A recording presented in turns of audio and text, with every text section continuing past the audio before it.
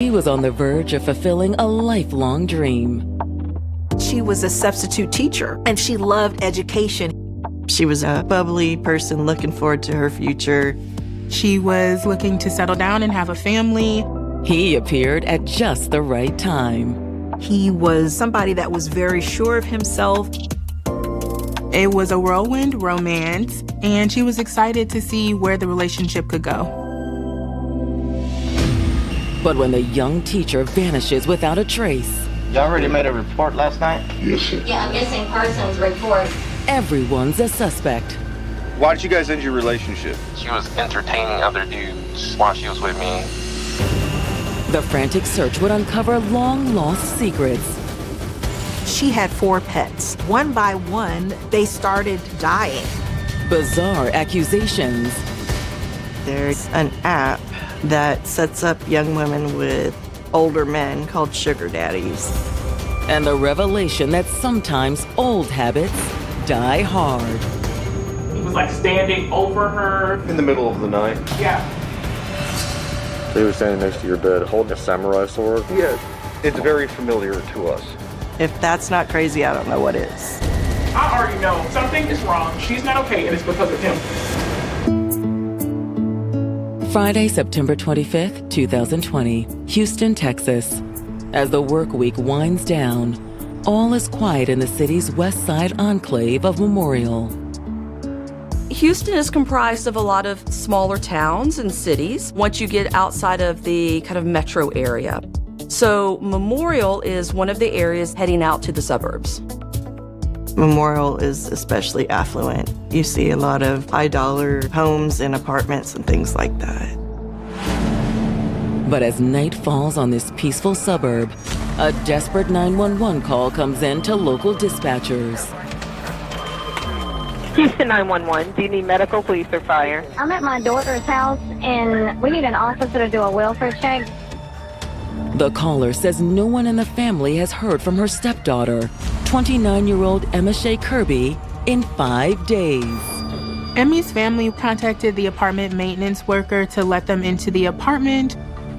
However, there is no sign of her inside.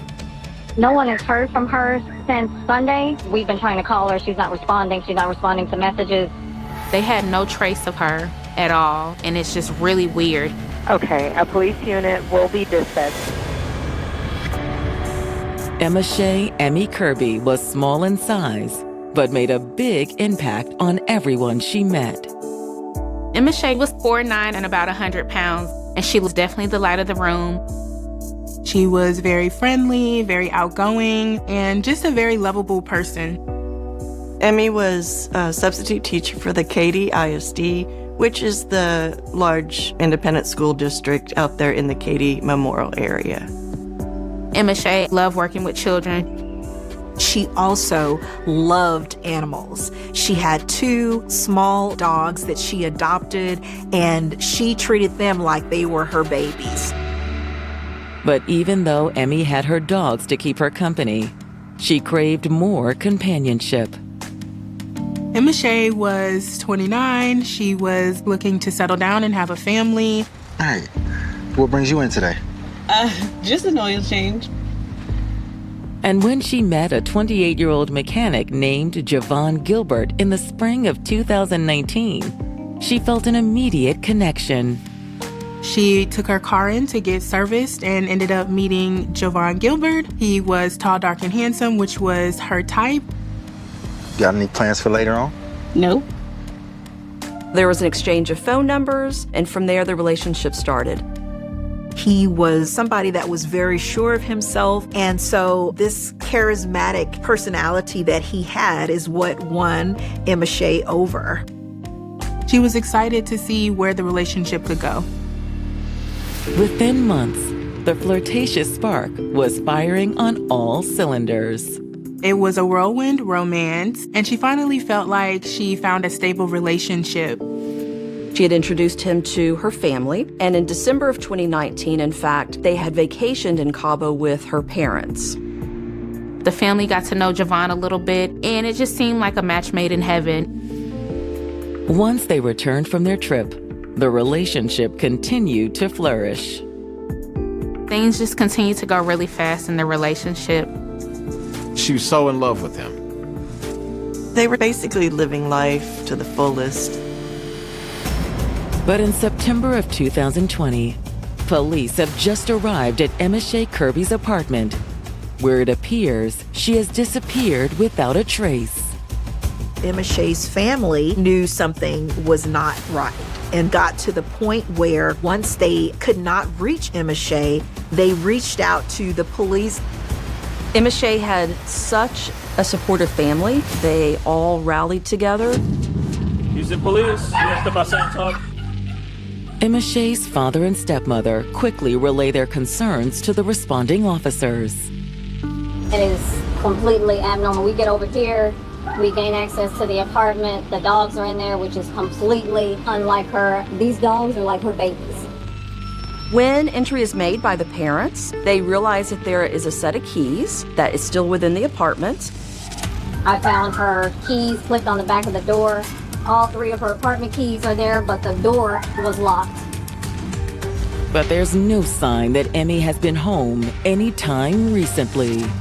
That's certainly concerning because we have apartment keys, but they can't locate her phone at that time. They also don't locate her purse within her apartment. Yeah, that's really strange that she would take off like that. They knew something was wrong. It just looked like she vanished. For 29-year-old Emma Shea Kirby, the future looked extremely bright. Emmy had been a pretty successful young woman. She comes from an affluent family. She was a substitute teacher, and she was aspiring to become a full-time teacher. And she had recently fallen in love. She was in a committed relationship with a local mechanic named Javon Gilbert. He was very supportive of her dreams. It appeared that he was just the perfect man for her. But now, after being unable to reach Emmy for nearly a week, her family has shown up at her apartment in West Houston to discover some worrisome signs. We didn't find her phone in the house, Okay. but it's going straight To voicemail, so it's off, okay? Yeah, it's not even ringing. The family is very stressed out right now. They filed a missing persons report. At this point, they're just trying to figure out where she is. But hours later, as the sun rises over Houston, there's still no sign of Emma Shea. Police came back over to the apartment the next day to follow up with Emma Shea's family. Y'all already made a report last night? Yeah, a missing persons report. Emma Shea's parents tell police that they were able to locate her car in the light of day, but its location gave them pause. It's parked in a completely different parking lot, a distance away. Her parents pointed out to the police that her car was in a spot that didn't make any sense for it to be across the lot. The family leads police to Emma Shea's vehicle. It's at the backside of the building. This is the back of the building. Yeah. The keys found inside Emma Shea's apartment allow police easy access into her car. They searched the car, but they really don't find anything. When police ask if there's anyone else who might have access to Emma Shea's car or apartment, her family reveals she recently dated a man named Javon Gilbert. Javon was staying over periodically, and that led to longer and longer stays, and he eventually moved in. But Emma Shea's parents say the relationship had run its course. They had recently broke up about 2 weeks ago. They broke up. The boyfriend and her. He subsequently moved out. Javon moved in with his father, and Emmy was moving into another apartment that was a little bit more affordable for her. Emmy was in the process of packing up to move there on her own with her dogs. Emmy's family goes on to explain they've been in contact with Javon over the past week regarding Emmy's whereabouts. He had told her family he hadn't seen her, hadn't heard from her. He didn't have a key, did he? He's claiming that he doesn't have a key. Okay. After taking down Javon's contact information for their report, police take a closer look at the inside of Emma Shea's apartment. Interestingly enough, there was no sign of forced entry at all. There wasn't any evidence of foul play. There were a lot of items that appeared to be being packed in preparation for a move, which was expected. However, there were items such as furniture, couches, things like that that were in fact missing that wasn't expected at this point. Without evidence of foul play, there's only so much police can do. There was no obvious signs of her being in trouble at that time other than a grown woman not being at home. Still, investigators want to help Emmy's family as much as possible. Police actually went to Emmy's apartment management and they asked for footage to see what was going on outside of the apartment. However, they immediately hit a roadblock. I don't know how to use that. Oh, okay. My manager is usually the one who does it, and he's not here right now. Okay. Well, we're not going to go nowhere with this. Despite their best efforts, the missing persons team will need an official warrant to obtain the footage. And as the hours tick by, the search for Emma Shea intensifies. Parties gather together and start working their own investigation, as family often do, in an attempt to assist law enforcement with finding Emma Shea. As a mother, as a father, they're trying to do their very best to get the word out to the community in terms of, have you seen Emma Shea? The family makes flyers and posters to put up around the neighborhood and hand out. They also enlist the help of an organization called Texas EquiSearch. Texas EquiSearch began in 2000 as a nonprofit volunteer search organization, and we search for missing people. We have drones, ATVs, and then a group of foot searchers. Everyone puts in where they can to help out the families that need it in whatever way. Meanwhile, missing persons investigators with Houston PD reach out to Emma Shea's ex-boyfriend, Javon Gilbert. Police are typically going to speak to the significant other when there is a missing person because they're the person who is closest to the victim. Hey, is this Javon? Yeah. Hey, how you doing, man? My name's Officer May. I'm with HPD Missing Persons Division. I saw your name in the report that you used to date Emmy Shea Kirby. Yeah. He does confirm that they had broken up and that he had moved back in with his family. Javon indicates that he and Emmy were still friends and were still cordial despite the fact that they were recent exes. The last time I seen her was on Friday night. That would have been the 18th? Yeah, we went out to eat. Javon says he drove over to Emmy's place, and then they left together to get burgers. And then what? We went to her house. So you guys are just chatting about whatever, you know, your relationship, whatnot? No, we weren't even chatting about a relationship. They went up to her apartment in a Netflixed and chilled, so they say. He says Emmy was acting normal. You guys were hanging out there Friday night. What time did you leave? I left there around like 11 something, and I made it home about like 12 because I have to go to work the next morning. Javon indicates he drove home by himself to his father's place and that was the last time he ever saw Emmy. However, Javon says the last time he communicated with Emma Shea was on Sunday, the same day her family last heard from her. Okay, so she texted you on Sunday, September 20th? Yeah, she said she was busy cleaning up. He last heard from her via text on that Sunday, and so they were kind of getting a timeline of her last movements. Why did you guys end your relationship? We ended our relationship because she was entertaining other dudes while she was with me. Javon says he and Emmy broke up because he found out she was cheating on him after going through her phone. She talked to these other dudes, just like chatting them up and flirting? Well, a little bit more than that. He reported that Emmy had been on an app on the internet that sets up young women with older men. She was on this dating app. It's the Sugar Daddy app. It was just red flag after red flag.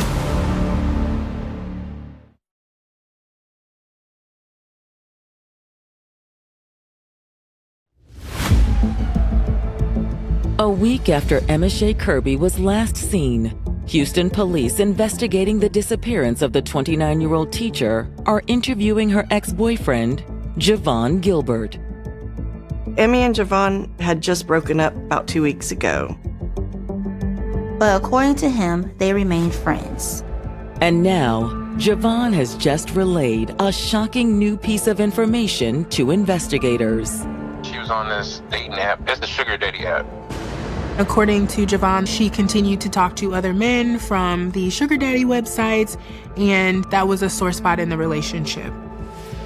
It could be a situation where one of the men that she was allegedly talking to could have done something to her. It was just red flag after red flag. But that's not the only concerning information Javon reveals. Javon indicated that Emmy was depressed a lot of the time and drinking heavily. Like a big time drinker or just like a social drinker? Nah, she's a heavy time drinker. Javon said she was depressed and laying around a lot. Since COVID started, she's just been at home, just watching YouTube. That's literally been her life. Like, she really didn't clean the house. I had to clean the house. Sometimes she really didn't even want to walk the dogs. He's painting a picture of she was depressed and she possibly hurt herself, or her alcohol may have caused her to be missing and have something to do with this case. So police have to investigate whether or not this is a legitimate claim. All right, man. Well, hey, once again, I really appreciate your time. All right. At this point, police are looking at all the options. Hoping to find out more, detectives start reaching out to Emmy's other loved ones. At the top of their list is her sister, Aaliyah. The family said her sister and Emma Shea talked every day. And when she had not heard from Emma Shea, that's what sounded the alarm. That was something that was not normal. She lived in Austin at the time. Aaliyah got to Houston as quick as she could and went to the station to help this investigation. We want to talk about Emma Shea and your relationship with her. Emma Shea is my older sister. We talk every day, multiple times a day. We would just video call each other, say what we had to say. I mean, sometimes like 5 times a day. Emmy and Aaliyah were basically best friends as well as sisters. She explains how odd, how weird it is that she hasn't talked to her sister in almost a week. So when I would call her and she didn't even text me or call me back in a reasonable to me amount of time, I was already calling her friends hey, do you know what's going on? Because one day for someone else may not be a big deal, but for us, that was a big deal. Investigators ask Aaliyah about Emmy's recent dating history, including anyone she may be talking to online. Police ask Aaliyah if they had known of her to talk to any men from dating sites or Sugar Daddy websites, and Aaliyah says absolutely not, that this is not something that she would do. That's when Aaliyah brings up someone who's already familiar to police, Javon Gilbert. Aaliyah said she had some concerns about Javon. Aaliyah says not long after Emma Shea and Javon started dating, the relationship took a downhill turn. Javon ended up losing his job as a mechanic because, according to him, he was giving oil changes after hours, which Aaliyah thought was very suspicious. And then him not truly working created some strain in the relationship too, because essentially she was taking care of everything. Like the bills and rent. Yeah. After it was obvious that Javon wasn't going to seek more employment, Emmy got kind of tired of that, and she basically kicked him out. But Aaliyah says Javon wasn't willing to accept Emma Shea's new boundaries. He would show up unannounced to places where she was. He would come to her apartment and look through her windows. So she really begins to become concerned for her life because Javon is doing this stalking behavior. And in mid-September, just a few weeks before Emma Shea went missing, the tense situation reached a tipping point. Emma Shea was in her apartment asleep, and she felt like somebody was in her apartment. She wakes up to find Javon standing over her holding a knife.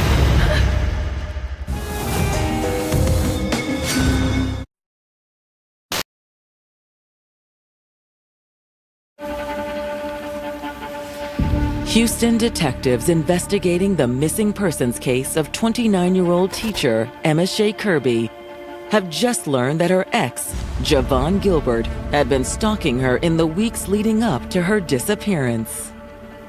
Her sister had some concerns about Javon Gilbert, specifically dangerous behavior about breaking into Emma Shea's apartment, standing over her with a knife, and doing things that were making Emma Shea very, very fearful. He's standing over her and she can't sleep. I'm like, wait, what? I was like, you need to call the cops or something, you know. But to Aaliyah's dismay, her sister decided against involving the authorities at that time. She's like, I don't know, sometimes it's hard because I don't like to just cut people off because I want to treat people how I would treat people. So she's still kind of like rationalizing. However, Emma Shea did take other steps to try to protect herself from her ex. She did contact her leasing office to inquire about the cost of ending the lease early. I think that the timing is important because she is trying so desperately to get out of that apartment and to break the lease. But now, Aaliyah is worried her sister didn't escape Javon's clutches soon enough. I already know something is wrong. She's not okay, and it's because of him. Aaliyah says even her last text messages with her sister now seem questionable. She also explains to law enforcement how she recently got several texts from her sister's phone number, but those text messages were weird to her sister because they had emojis. She didn't text you with emojis. That wasn't the norm for her to put those. Aaliyah told police that she thought that maybe those text messages were actually from Javon to make it look like she was alive and well. After speaking with Aaliyah, detectives share her concerns about Javon. Is it possible everything he told police in his interview was an attempt to mislead them as well? His story did not really line up with what Aaliyah said had happened, so they were interested in finding out a little bit more about this guy. They run Javon's name through the database, and they discover that he is on probation and deferred adjudication for arson. Although Emma Shea never filed any police reports against Javon, years earlier, another woman had. Police see a protective order from a woman named Lily Chin, and they can also see that this is Javon's ex-wife. Detectives immediately track down Lily Chen, and she agrees to speak with them about Javon. We know that you had a real hard time with Javon. Can you tell us about y'all's relationship? I met him in high school. Okay. She basically tells police that Javon was her high school sweetheart. You know, they eventually had a baby together, and things were good until they turned bad. Lily says the first red flag she noticed was how Javon treated animals. Lily tells investigators that when they moved in together, she had 4 pets. And so one by one, they started dying. He killed a dog. He killed the dog. If that's not crazy, I don't know what is. If somebody can do that to an animal, Lord only knows what they could do to a person. Then Javon's abusive behavior carried over to the couple's infant child. Lily actually mentions that his daughter, when she would cry, there was abuse. She was preemie, she does not cry. So he would put her in the closet. So I had to go grab the baby. After the fiasco with the child endangerment, things just went downhill from there. She decided to move out. That's why I moved out of the place and lived together. Okay. She was ready to start, fresh, and was very adamant about not providing Javon with the location as to where she was. But before long, she realized Javon had figured out her new address. I realized he started following me from my job. I saw him in the apartment complex. Then one night, something even more terrifying happened while Lily was asleep in her new apartment. I woke up like 2, 3 o'clock in the morning. I have a Japanese sword, the long one. Yeah. He was holding that next to my bed. To detectives, the incident sounds eerily familiar. They learn that he has done actions that are consistent with what they are seeing during their investigation with Emmy, specifically breaking into her home, holding in the ex-wife's case, a samurai sword compared to the knife, but consistent. It's very familiar to us. Really? Yes. You know, I was so scared. I said, you had to leave. I'm gonna call the police. But for Lily, her waking nightmare wasn't over yet. And he puts chloroform over her face, just like in the movies. He kind of like covered my mouth. I just passed out. The next thing in the morning, I woke up. Afterwards, Lily didn't hear from Javon for months. But he still wasn't done terrorizing her. She was in her home asleep, and she was awoken out of her sleep by the smells of smoke. So I was dreaming. I woke up, but I saw there was smoke just everywhere. Her apartment was actually on fire.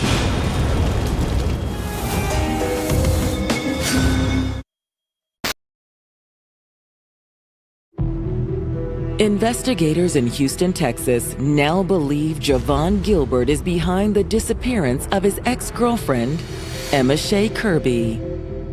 They see a lot of the signs of abuse with Emma Shea that they're starting to hear about and learn happened with the ex-wife. Javon's ex-wife Lily describes a harrowing tale of survival to investigators. After not hearing from Javon for months, Lily woke up to smoke filling her apartment. Her home was on fire, and there was not a way for her to exit the home safely.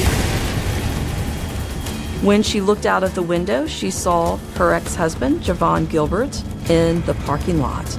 That's why I called 911. Help me, please. My ex set my apartment on fire. You want to kill me? Fortunately, emergency personnel were able to put out the blaze and get Lily and her daughter to safety. Javon was arrested and charged with arson. They found a gas canister and lighter in his car that essentially confirmed he was responsible. In 2015, Javon Gilbert pled guilty to arson.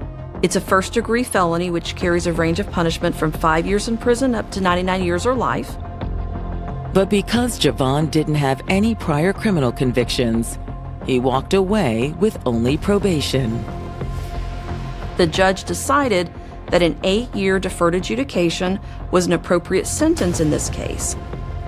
It was around that same time that Javon met Emma Shea Kirby. Emmy didn't know what he was capable of. For detectives, it's now clear that Javon has a propensity for violence. It's very clear that Javon wanted to control these women when he did not get his way in these romantic relationships, and when they were no longer willing to put up with some of his behaviors. Then at that point, it triggered him and sent him spiraling. However, investigators will need more evidence to prove Javon was involved in Emma Shea's disappearance. At this point, they still don't know where Emma Shea is. But as search efforts continue, investigators finally get their hands on a crucial piece of evidence. Police are finally able to secure the surveillance video from the apartment complex, and they are able to see Javon on the night of September 18th at Emma Shea's apartment. Around 9 p.m., they see Javon leaving with Emmy. They do leave in her car to go to dinner, as Javon had indicated in his original interview. They arrive back at the apartment together 40 minutes later. The couple returns to the apartment, park her car, and they walk in together. Everything looks normal on the tape. It doesn't appear that they were arguing or fighting, and looks like everything is fine. When Emma Shea and Javon Gilbert walk into the apartment, that's the last time Emma Shea is ever seen alive, is on that surveillance camera. At that point, Javon's statement to police is no longer supported by the surveillance footage. He tells investigators that he left Emma Shea at 11 o'clock p.m. However, cameras show Javon actually leaving Emma Shea's apartment at 1:40 a.m. And Emma Shea is not with him. They see him there at 1:40 in the morning, carrying a somewhat large package out of the apartment. He loads the large item into the back of Emmy's car and drives off. Almost an hour later, Javon returns to the apartment complex in Emmy's car, parking it in the spot where her family later found it. Investigators have to consider that what they just witnessed on the surveillance footage is Javon disposing of Emmy's body. The surveillance footage shows Javon returning to Emmy's apartment several times over the following days. They see him carrying the sofa to the dumpster and disposing of it. Detectives now wonder, was there forensic evidence on that sofa? Unfortunately, by the time Homicide is able to get the surveillance, the trash in that location had already been picked up, and we were unable to locate any items of interest for the investigation. However, volunteers with Texas EquiSearch have not given up their hunt for Emma Shea. We got really involved in the mission at that point. And they are about to make a vital discovery during their search of a local park. I believe we had about 23 people that showed up for the search. I was in the front, and a deer ran in front of me. And I thought, this is crazy, because who sees a deer in Houston? As Sheila follows the deer's path, the hair on the back of her neck stands up. I caught an odor and saw something that just didn't sit right with me. I was trying to figure out what it was I was seeing. Tammy! We knew we found her. God put those deers there for a reason.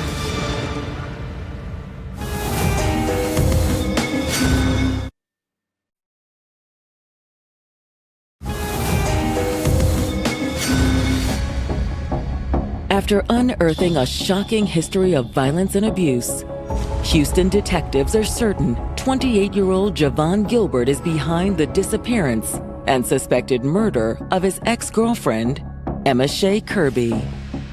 Now they just need to find her body in order to finally arrest Javon. And on October 3rd, more than 2 weeks since Emma Shea was last seen, volunteers with Texas EquiSearch make the tragic discovery in a local park. I caught an odor and saw something that just didn't sit right with me.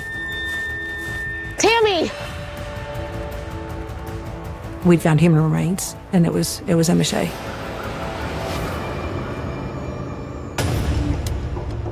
When the autopsy was performed on Emmy's body, the coroner found that she had been strangled. During my experience, strangulation is a very personal attack. But that's not Emmy's only injury. She suffered a gunshot wound to the right side of her forehead. On January 20th, 2021, police finally take Javon into custody. The police arrest him. They get him down to the station. He agrees to talk to the police. Obviously, you know what this is about, right? Yep. It's during that conversation that they're able to start confronting him with all of the information that they have. We've gathered a lot of data. We've gathered a lot of surveillance video. Still, Javon sticks to the same story he originally told police. Javon states he left Emmy's house around 11 p.m. on September 18th. He still wouldn't admit any type of involvement, and then they show him the video. You want to see the video of the night of? Yeah, we can do that too. Clearly, Emmy is seen entering her apartment with Javon on the night of the 18th, but she never leaves. At least, not by her own will. You're gonna see a guy walking out right here from her apartment. Sets this object down that he carried out, this big heavy object. Are you denying that this is you? You're just kind of sitting there like a bump on a log, so to speak. You gotta have something to say about it. When they showed them the video of him taking a heavy object out of that apartment, he lawyered up, didn't want to talk to the police anymore. I'm done. Huh? I'm done. You're done? You don't want to talk no more? Okay. When he says that he wants a lawyer, that sort of sealed that investigators were on to what actually happened with Emma Shea Kirby.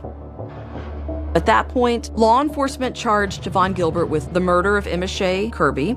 They also charged him with tampering with evidence for taking her body and moving it.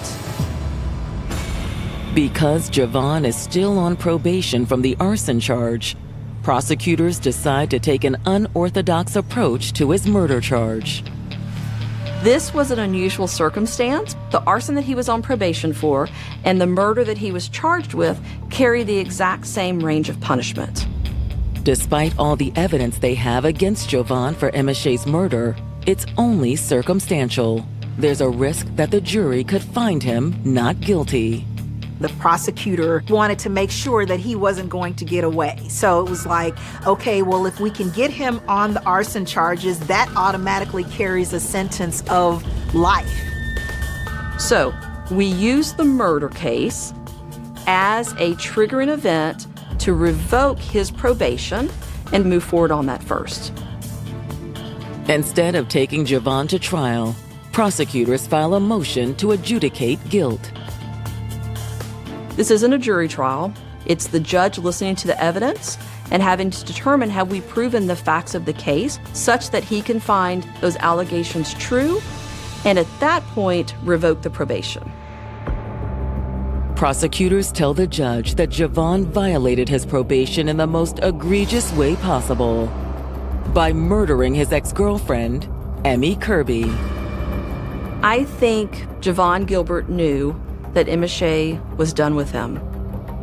She wasn't giving him any more chances, and that's the most dangerous time in the life of an intimate partner victim. Javon had finally realized that Emmy was done with him and that she didn't need him anymore, and she was really set to start a new life. I think what made him snap is that he realized he no longer had control, and she stood up to him, and that made him really angry. She was probably being brutally honest with him. He didn't want to hear it, so he strangled her to death.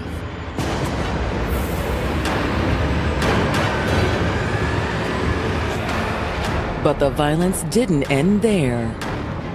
Prosecutors believe that Javon then shot her in the head just out of anger or spite. After his rage subsided, Javon immediately began to try and cover up the crime. He got rid of the evidence, which is primarily the couch, got her body, took it out, put it in a car, drove it to Bear Creek Park, dumped it, and went back to try to clean up the rest of the scene. Prosecutors also believe Javon continued sending texts from Emmy's phone over the next few days to intentionally point investigators in the wrong direction. Essentially, Javon had Emmy's phone and was texting himself and other people, trying to make it seem like Emmy was actually communicating and reaching out to family members. The phone is never recovered, and there was never a gun that was recovered during this investigation. He probably was just smart enough to know that if he discarded a gun, it couldn't be connected to him. And there are plenty of waterways and little creeks and stuff in that Bear Creek Park for plenty of opportunity to do that. However, by the end of the hearing, the judge agrees that Javon is in violation of his probation. Javon ultimately was sentenced to life in prison for arson. I believe that the family was satisfied with the ultimate verdict and prioritizing the old arson case over the homicide case. And when we did end up with a life sentence, I thought they were happy with the result. But what does this say about our court system that Javon was able to walk away free after the arson attempt against his ex-wife? If Javon had been put behind bars then, maybe he never would have been able to do what he did to Emmy. When looking at intimate partner violence, when trying to escape these sort of relationships, the most critical time and the most dangerous time is when these folks are trying to escape. With Lily and with Emmy, they were both desperately trying to get away from this particular person. I would encourage anybody that's in a relationship that there are the red flags. Separate yourself so you can get away from that person and continue with your life. You may save your own life by leaving that person. April Tinsley was 9 years old when her life ended, but the investigation into her murder would continue long after the little girl in the photographs had become a memory preserved in the minds of her family, investigators, and an entire community. On April 1st, still 1988, in Fort Wayne, Indiana, April disappeared. She had been riding her bicycle near her home, an ordinary activity for a child her age, until something went terribly wrong. What began as a normal evening quickly became a desperate search. When April did not return home, concern spread through her family. A missing child meant urgency. Every minute mattered. Police and members of the community began searching for her, hoping that she would be found alive. Instead, the search ended with a discovery that transformed a missing person investigation into a murder case. April's body was found several days later in a rural area outside Fort Wayne. She had been killed. The news struck the community with enormous force. April was only 9 years old. Her disappearance had already frightened people, but the discovery of her body created an even darker question. Who could have taken a child from the area and killed her, then disappeared without leaving investigators a clear path to his identity? Detectives began examining every available piece of information. They had to reconstruct April's final movements, determine where she had been, identify anyone who might have seen her, and search for evidence that could reveal what happened. But there was no immediate breakthrough. The person responsible was not arrested. The investigation continued, but the passage of time began working against the detectives.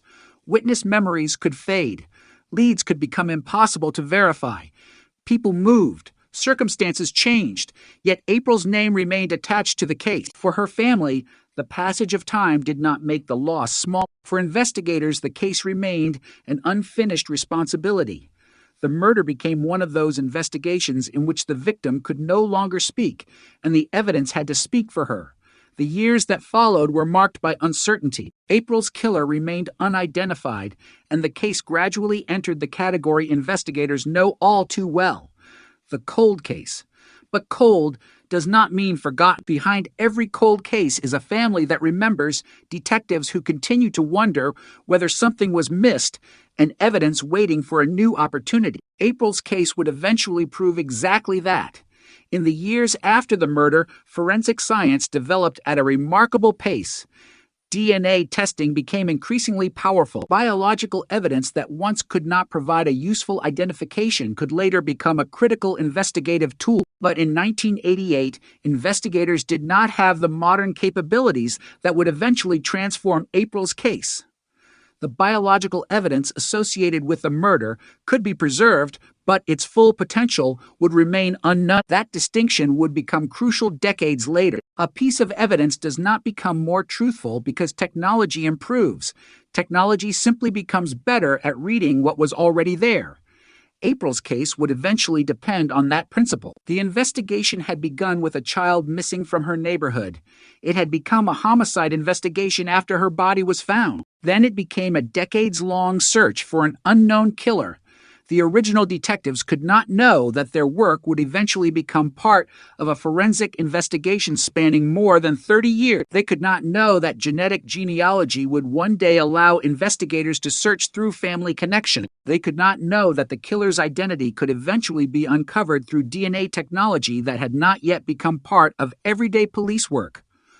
All they could do was follow the evidence available to them, and the evidence, however incomplete, was still there. April's murder remained an open wound in Fort Wayne. People who had known her grew older. Children who had been young when the murder occurred became adults.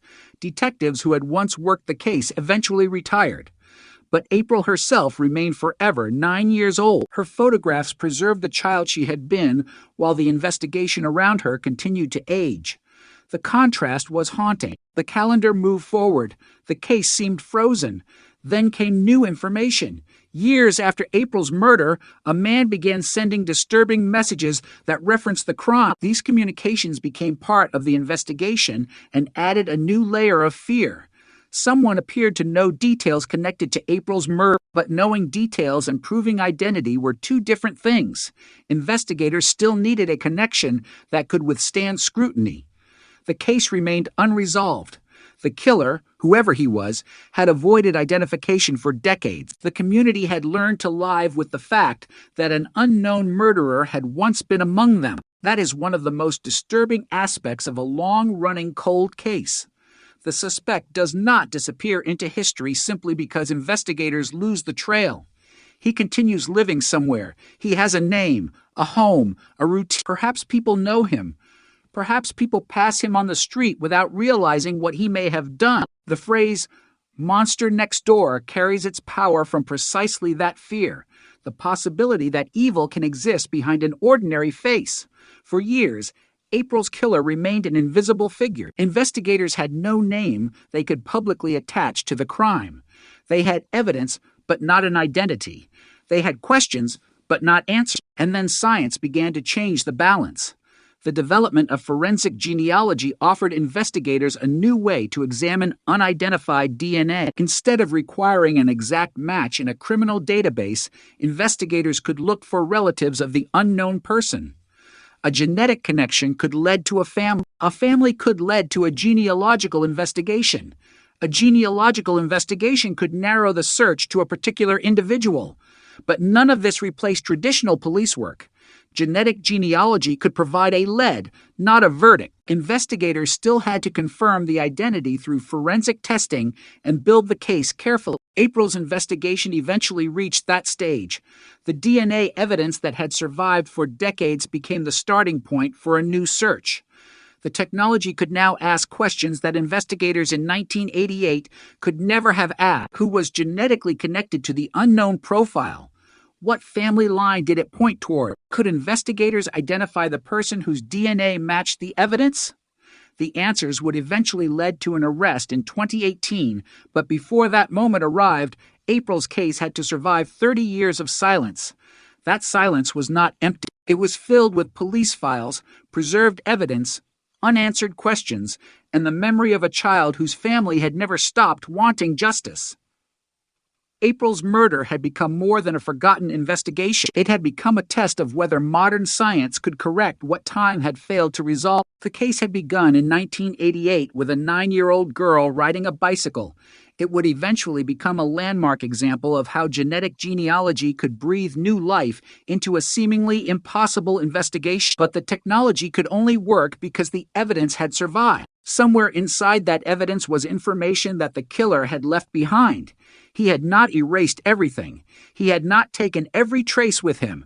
Time had hidden the truth, but it had not destroyed it. For 30 years, investigators waited for a way to read it, and in 2018, that opportunity finally arrived. For 30 years, April Tinsley's murder remained an open wound in Fort Wayne, a case that refused to disappear even as the original investigation grew older and the world around it changed. The little girl who had vanished in 1988 remained at the center of everything. Her photograph preserved the face of a 9-year-old who would never grow older, while detectives continued to confront the same unanswered question. Who had killed April? In the immediate aftermath of her disappearance, investigators had faced a terrifying race against time. April had been reported missing, and the search expanded through the area around Fort Wayne. Then came the discovery of her body in a rural area. The search for a missing child had become a homicide investigation, and detectives now had to reconstruct what had happened to her. Every detail mattered. Every possible witness had to be considered. Every piece of physical evidence had to be examined. But the investigation did not produce the immediate answer everyone wanted. There was no arrest that brought the case to a close. Instead, the unknown offender disappeared into the background of everyday life. The years that followed made the investigation increasingly difficult. People who had information might forget details. Witnesses might move away. Investigators changed. Technology changed. But the biological evidence associated with the crime remained important. What investigators could not fully exploit in 1988 might become valuable decades later. That possibility was one of the few reasons to keep hope alive. In cold case investigations, evidence can outlive the people who originally collected it. A sample can remain preserved while forensic science develops around it. A photograph can be re-examined. A statement can be compared with information discovered years later. A case can be reopened because something that was once impossible becomes possible. April's murder would eventually become an example of that process, but before the breakthrough, there was a long period when the case seemed trapped in the past. The killer had escaped identification. There was no courtroom, no conviction, no explanation for April's family. The community was left with the disturbing reality that a child had been murdered and the person responsible remained free. Years later, investigators received another disturbing element: messages connected to the case. The communications were chilling because they appeared to contain information related to April's murder. They suggested that someone knew details about the crime and was willing to communicate them. Such messages can create a powerful investigative lead, but they can also create confusion. A person can claim knowledge without being the killer. Investigators therefore needed something stronger than words. They needed evidence that could establish identity. The DNA evidence eventually became that evidence. For decades, traditional methods had failed to produce a definitive identification. Then forensic genealogy began changing the possibility. The technique allowed investigators to examine unidentified DNA through genetic relationships. Instead of asking whether the killer's exact profile existed in a criminal database, investigators could search for relatives who might have voluntarily placed genetic information into genealogy databases. The principle was straightforward but revolutionary. People inherit DNA from their parents and share portions of their genetic material with relatives. Even if the offender had never submitted his own DNA, a relative might have. That relative could become the first link in a chain leading back to the offender. Investigators working on April's case eventually used this approach. The unidentified DNA profile was not simply abandoned because it had failed to produce a direct match. It became the foundation for a new kind of search. Genetic genealogy researchers began looking for family connection. The process could be slow and complex. A distant genetic relative might be separated from the offender by several generations. Investigators had to reconstruct family trees, compare relationships, eliminate people who did not fit, and narrow the possibilities. The objective was not to accuse a family. It was to identify a potential individual whose DNA could then be tested independently. This distinction was critical. Genetic genealogy was a lead-generating tool, not a substitute for forensic confirmation. The case required investigators to combine modern genetics with old-fashioned detective work. Names had to be researched. Histories had to be examined. Ages and locations had to make sense. The final candidate had to be connected to the DNA evidence itself. Eventually, the investigation focused on a man named John D. Miller. He had lived in the Fort Wayne area and had connections that investigators considered relevant to the case. But even then, detectives did not simply announce that they had found the killer. They needed a direct DNA comparison. The genetic genealogy process had pointed toward a person. Now forensic science had to determine whether that person matched the biological evidence preserved from April's case. Investigators obtained a discarded item associated with Miller and used it to compare his DNA with the DNA recovered from evidence connected to April's murder. The result provided the breakthrough investigators had been waiting for. The DNA matched. After 30 years, the unknown biological profile had been connected to a specific individual. The case had moved from uncertainty to identification. In 2018, police arrested John D. Miller in connection with April Tinsley's murder. The arrest sent shock waves through Fort Wayne. For decades, April's killer had remained unidentified. Now there was a name, a face, and a suspect in custody. The phrase, "cold case solved," suddenly became reality, but the emotional impact extended far beyond the arrest itself. The case had remained unresolved for an entire generation. People who had been children when April was killed were adults by the time investigators finally announced the breakthrough. The investigation had outlived careers, technologies, and decades of public attention. The arrest demonstrated that the passage of time had not erased the evidence. It had simply taken 30 years for investigators to acquire the tools needed to interpret it. For April's family, the development carried a complicated mixture of emotions. The arrest could not bring April back. Nothing could, but it could answer the question that had haunted them since 1988. The person accused of killing April was no longer an invisible figure. Investigators had connected him to the biological evidence.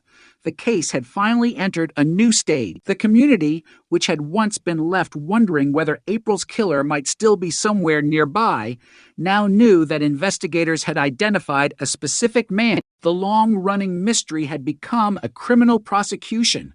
But the story did not end with the arrest. An arrest is not a conviction.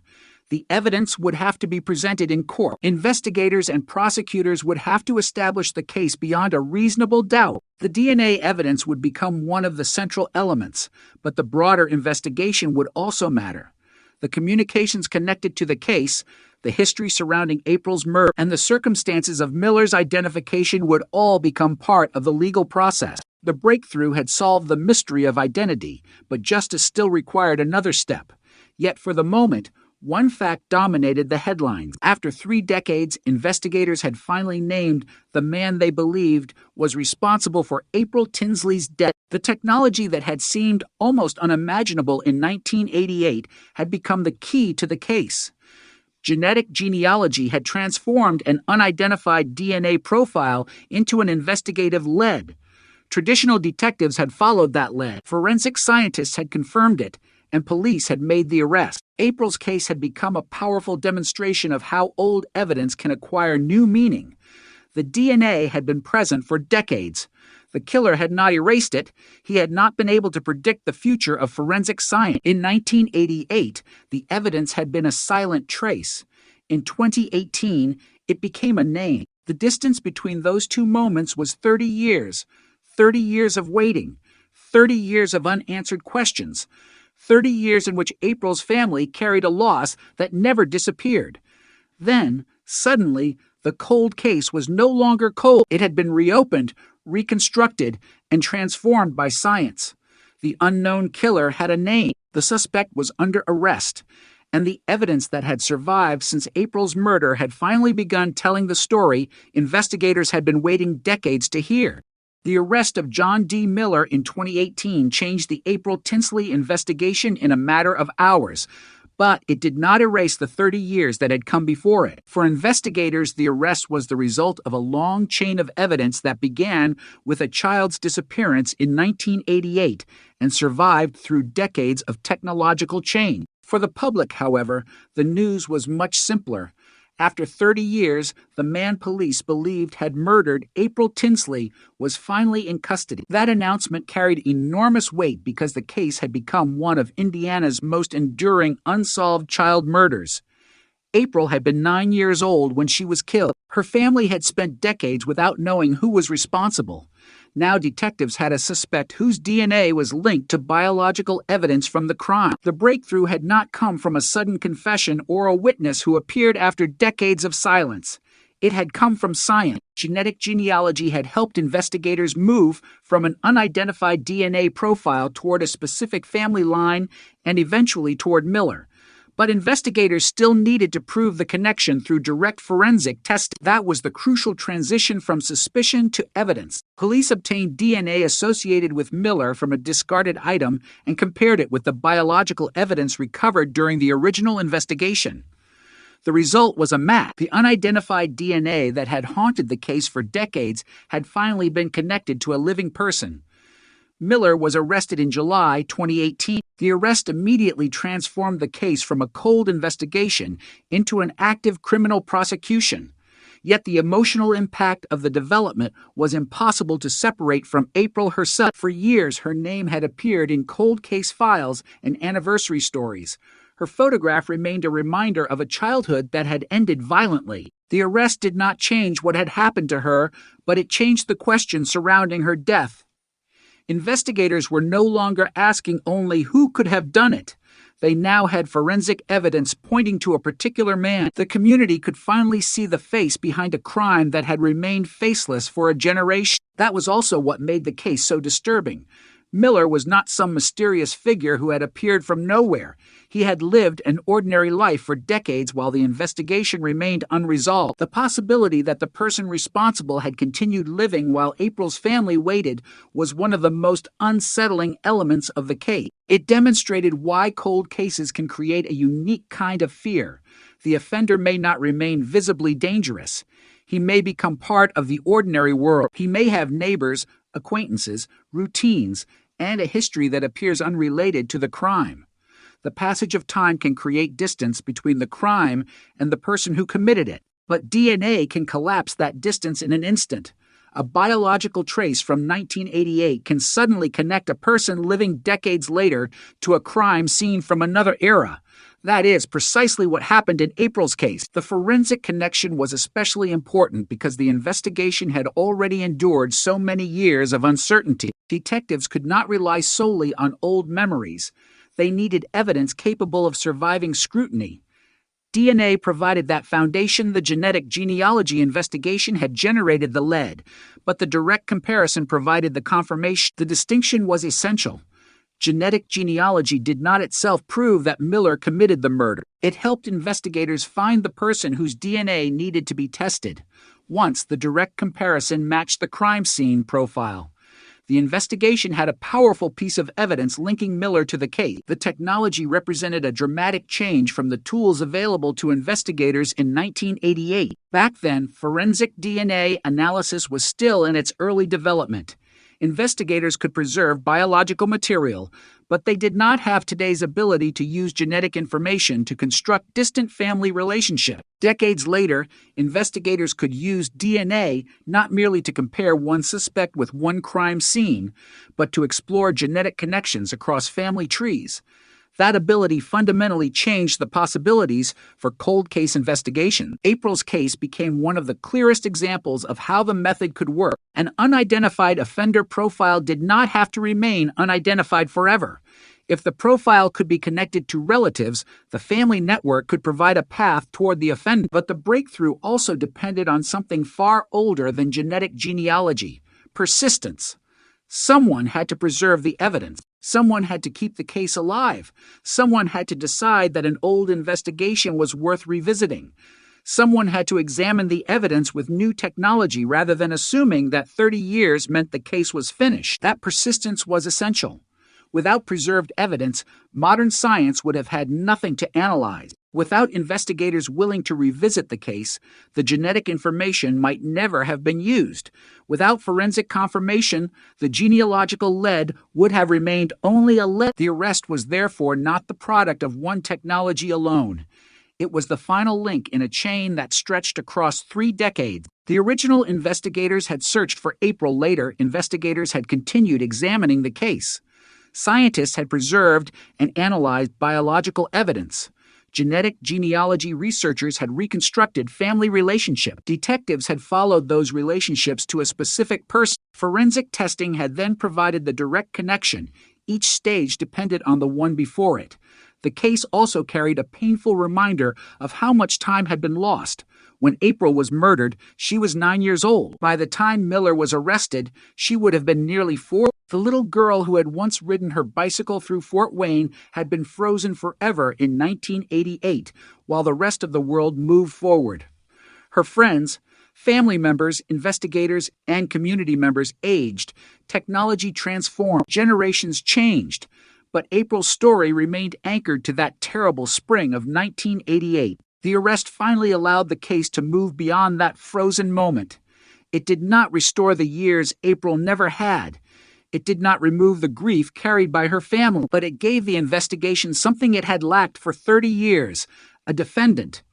The next stage would have to take place in court. Evidence that had been hidden in laboratory files would become evidence presented to a judge and jury. The genetic genealogy breakthrough would have to be explained.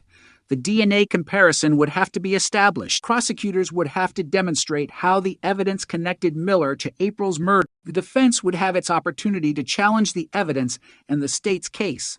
The arrest was therefore not the end of the investigation. It was the beginning of the legal process that would determine what happened next. But even before that process unfolded, the arrest had already answered one of the questions that had haunted Fort Wayne for decades. April's killer was no longer an unknown person. Investigators had identified him. The phrase cold case had suddenly acquired a new meaning. The case was still old, but it was no longer dormant. It was active again. Detectives were examining evidence. Prosecutors were preparing charges. The public was learning details that had remained buried for decades. And April's family was finally seeing movement in a case that had seemed almost impossible to solve. The technology behind the breakthrough also attracted attention far beyond Indiana. Genetic genealogy had already begun transforming investigations in other jurisdictions, and April Tinsley's case demonstrated how powerful the approach could be when combined with preserved forensic evidence. The idea was simple enough to understand, but extraordinary in its consequences. A criminal could avoid giving police his DNA, but he could not necessarily control the DNA of his relatives. If enough genetic information existed in genealogy databases, investigators could potentially reconstruct a family network and follow it toward an unknown offender. The method turned ancestry into an investigative pathway. It did not mean every cold case could be solved. It did not guarantee an identification, but in cases where biological evidence existed and conventional searches had failed, it opened a door that had previously been locked. April's case was one of those cases. The biological evidence had been waiting since 1988. 30 years later, investigators finally had the tools to make it speak. Yet behind the technology was still the same human story. A 9-year-old girl had been killed. Her family had been left with grief and uncertainty. A community had lived for decades, knowing that someone responsible had never been held accountable. The arrest could not change the past. It could only change the future of the case. Now there would be hearings. Evidence would be examined. Prosecutors would present their argument. The defense would respond. A court would ultimately determine Miller's legal responsibility, but outside the courtroom, another judgment had already taken shape in the public mind. The unknown killer who had haunted April's case for 30 years now had a name. The mystery had a face. The biological evidence had found its target, and the case that once seemed destined to remain unresolved had finally begun moving toward an answer. For April's family, the significance of that moment could never be measured simply by headline. 30 years of uncertainty cannot be erased by one arrest, but an arrest can end one particular kind of suffering, the endless question of whether the killer will ever be found. For decades, that question had no answer. In 2018, it did. The investigation had traveled from a bicycle ride in Fort Wayne to a rural crime scene, from an unidentified DNA profile to genetic genealogy, from family connections to forensic confirmation, and finally to a police arrest. The journey had taken 30 years, but the evidence had survived every one of them. And now, for the first time since 1988, April Tinsley's murder was no longer only a cold case. It was a case with a suspect standing before the justice system, carrying with him the biological evidence that investigators had waited decades to connect to a name. The arrest of John D. Miller did not erase the years of uncertainty surrounding April Tinsley's murder. Instead, it forced investigators, prosecutors, and the public to confront a question that had remained unanswered since 1988. How had a killer managed to remain unidentified for so long, despite leaving behind evidence that would eventually expose him? April was 8 years old, not 9, when she was abducted on Good Friday in 1988. She was walking home from a friend's house in Fort Wayne, Indiana, when she disappeared. 3 days later, her body was discovered about 20 miles away in a rural area surrounded by farmland and Amish communities. The case immediately became one of the most disturbing child murders in the region. Detectives had to reconstruct April's final movements and determine who had taken her from the neighborhood. The evidence pointed to a violent sexual assault and murder, but identifying the offender proved far more difficult. The killer had vanished. There was no immediate suspect who could be taken into custody and no straightforward explanation for how April had been abducted. The investigation became a race between detectives and time was winning. Yet the offender eventually made a mistake that would keep the case alive. In 1990, 2 years after April's murder, a message appeared on a barn door near the location where her body had been found. The message claimed responsibility for killing April and threatened that the writer would kill again. It was an extraordinary development. The killer was no longer completely silent. Someone was deliberately inserting himself back into the investigation. The message suggested that the offender was still alive and potentially still capable of committing another crime. Investigators now had something more than the original crime scene. They had a communication that could potentially reveal the killer's personality, habits, and relationship to the case. But the message did not provide a name. It did not tell investigators where the offender lived. It did not reveal enough to identify him. Instead, it deepened the mystery. 16 years after April's murder, the killer appeared to communicate again. In 2004, 4 notes were left at residences around Fort Wayne. Several were placed on bicycles belonging to young girls. The notes were accompanied by used condoms or Polaroid photographs. Some of the communications referred directly to April. The behavior was deeply disturbing because it suggested that the person responsible for April's death was still watching the investigation and was willing to approach young girls' home. Investigators believe the same offender was responsible for the original murder and the later messages. The evidence gave them new material to examine. The Polaroid photographs became particularly important. One showed a distinctive green paisley-patterned bedspread. Investigators tried to determine where such a bedspread might have been found. They examined hotels, bedding suppliers, and other locations. They also searched for people who might have owned or borrowed Polaroid cameras. The investigation expanded. Detectives considered possible offenders in the Fort Wayne area and examined criminal histories for people who had committed offenses such as trespassing, indecent exposure, burglary, or voyeurism. The FBI eventually became heavily involved. In 2009, an FBI child abduction rapid deployment team joined Indiana authorities in an extensive review of the case. Investigators conducted new interviews, revisited neighborhoods, examined old information, and collected DNA samples from potential suspects. The effort generated new leads, but none produced the identification investigators needed. The case remained open. The evidence was growing, but the killer remained hidden. What made the case particularly frustrating was that investigators knew the offender had left behind forensic evidence. The FBI described the case as highly solvable because the killer had provided biological and other evidence over the years. But having evidence and being able to identify the person who left it were two very different things. In the years before genetic genealogy transformed cold case investigations, investigators largely depended on conventional DNA comparison. If the offender's DNA did not match a profile already available to law enforcement, the evidence could remain unidentified. A perfect forensic profile could exist without producing a name. That was the situation in April's case. The evidence could tell investigators that the same man was connected to the crime and later communications, but it could not immediately tell them who he was. Then the science changed.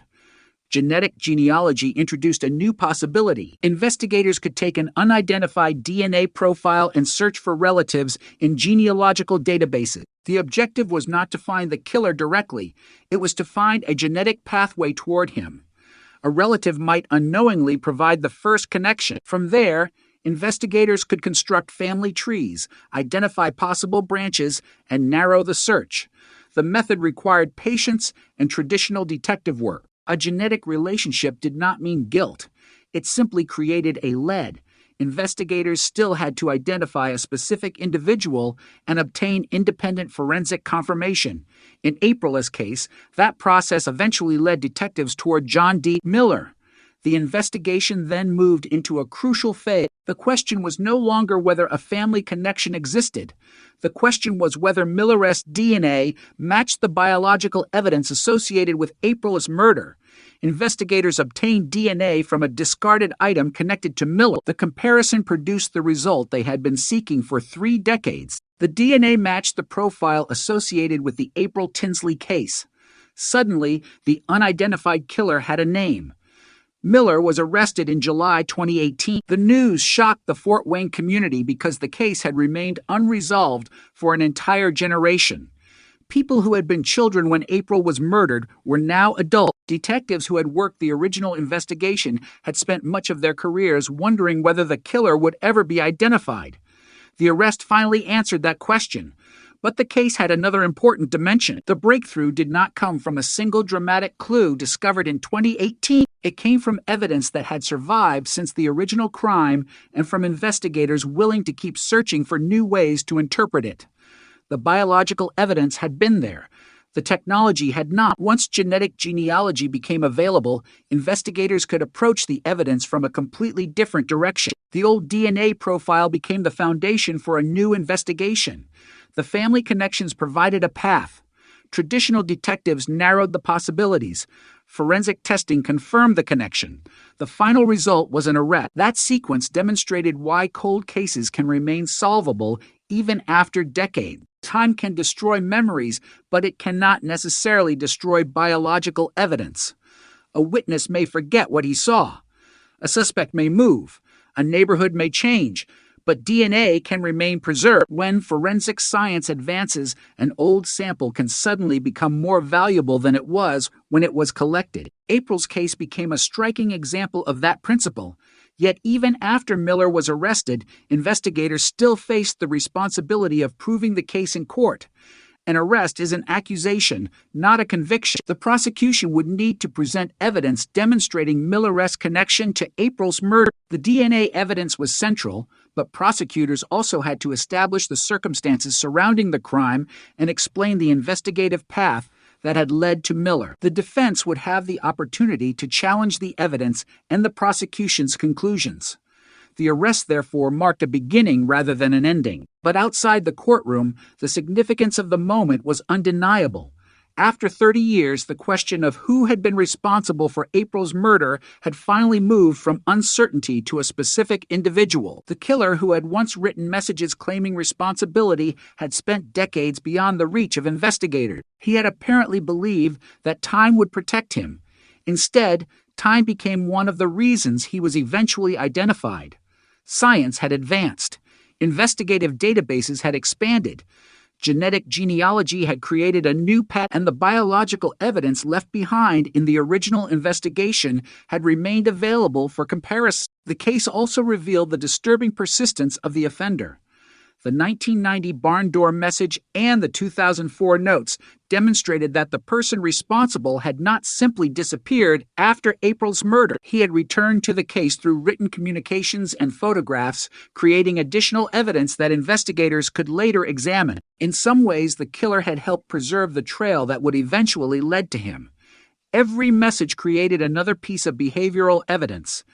Every photograph provided another clue. Every biological trace increased the possibility that modern forensic science would eventually connect him to the crime. For years, those pieces did not form a complete picture. Then genetic genealogy supplied the missing link. The case had been a puzzle with one critical piece missing, the offender's identity. Once that piece was found, the rest of the evidence could be connected. The transformation was extraordinary. In 1988, April was a missing child. Days later, she was a murder victim. In 1990, the killer appeared to taunt investigators. In 2004, more messages suggested that he remained nearby. In 2009, federal and local investigators conducted a major renewed effort. And in 2018, the biological evidence finally pointed directly toward John D. Miller. 30 years had passed, but the investigation had never completely died. It had simply waited for a method capable of unlocking what the evidence contained. April's family had waited even longer for the truth. Nothing about the arrest could undo the loss of a child, but it could finally answer the question that had followed them for decades. The person responsible was no longer an anonymous figure. He had been identified through evidence that had survived since April's final days. And after 3 decades of silence, the case had finally begun speaking with a name. The name John D. Miller changed the April Tinsley investigation, but the evidence that led investigators to him had been building for years, scattered across a case that refused to disappear. For decades, detectives had been forced to work backward, trying to reconstruct a crime that had happened in 1988 while the person responsible remained outside their reach. The most important question was no longer whether April had been murdered. That had been established long ago. The question was whether the evidence could finally identify the man who had taken her life. By 2018, the answer was beginning to emerge through a combination of forensic science, investigative persistence, and genetic genealogy. But to understand why the breakthrough was so powerful, investigators had to look at everything that had happened after April's death, including the disturbing communications that appeared to come from the killer himself. 2 years after April was murdered, a message appeared on a barn door near where her body had been found. The message claimed responsibility for her killing and threatened another murder. It was not the behavior of someone trying to disappear completely. It was a deliberate act of communication. The writer wanted investigators to see the message. He wanted the case to remain alive, but he did not provide the one thing detectives needed most: his identity. The message became another piece of the puzzle. It demonstrated that someone connected to April's murder was still willing to interact with the investigation. For investigators, that created both an opportunity and a danger. The communication could contain information about the offender, but it could also be designed to mislead. Detectives had to treat every detail carefully. Years later, in 2004, the case became active again when several notes were left around Fort Wayne. Some were placed on bicycles belonging to young girls. Used condoms and Polaroid photographs accompanied the messages. The material was deeply disturbing. The notes referenced April and appeared to come from the same person responsible for the earlier communication. The investigation now had a pattern. The killer had not simply committed the original crime and vanished. He had continued to demonstrate an interest in young girls and had repeatedly inserted himself into the investigation. That behavior created additional evidence, but it also intensified the fear within the community. Parents were confronted with the possibility that the person responsible for April's murder could still be nearby. A case that had begun with the disappearance of one child had become a continuing threat in the public imagination. Investigators responded by revisiting potential suspects and searching for connections between the communications and people who had lived in the area. The distinctive Polaroid photographs became especially interesting. One photograph showed a green paisley-patterned bedspread. Detectives attempted to identify where such a bedspread might have been found. They explored hotels and other possible locations. They examined information about Polaroid camera. They searched for people whose backgrounds might connect them to the messages. But the investigation remained frustratingly incomplete. The evidence suggested the offender was real and still connected to the area, but no conventional investigation could conclusively identify him. The FBI eventually became involved in a renewed effort. In 2009, investigators conducted a major review of the case and pursued new leads. They interviewed people again. They revisited information from the original investigation. They collected DNA samples from potential suspects. The case was not forgotten. It was being actively re-examined, but even with federal assistance, the killer remained unidentified. This was the fundamental problem of the case. Investigators had DNA, but they did not have a matching identity. Traditional law enforcement databases could only help if the offender or a close enough relative had already provided a profile. If the person had never been arrested or had never entered a database, the profile could remain anonymous. The evidence could be scientifically precise and still practically useless for identification. That limitation would eventually disappear with genetic genealogy. The technology changed the question investigators could ask. Instead of asking, "Does this DNA match someone already known to law enforcement?" they could ask, "Does this DNA share enough genetic material with anyone in a genealogical database to reveal a family connection?" That was a completely different approach. It did not require the offender to have been arrested before. It did not require him to have voluntarily submitted his own DNA to police. A relative could provide the connection. The process began with the unidentified forensic profile. Researchers searched for genetic relatives and began constructing family trees.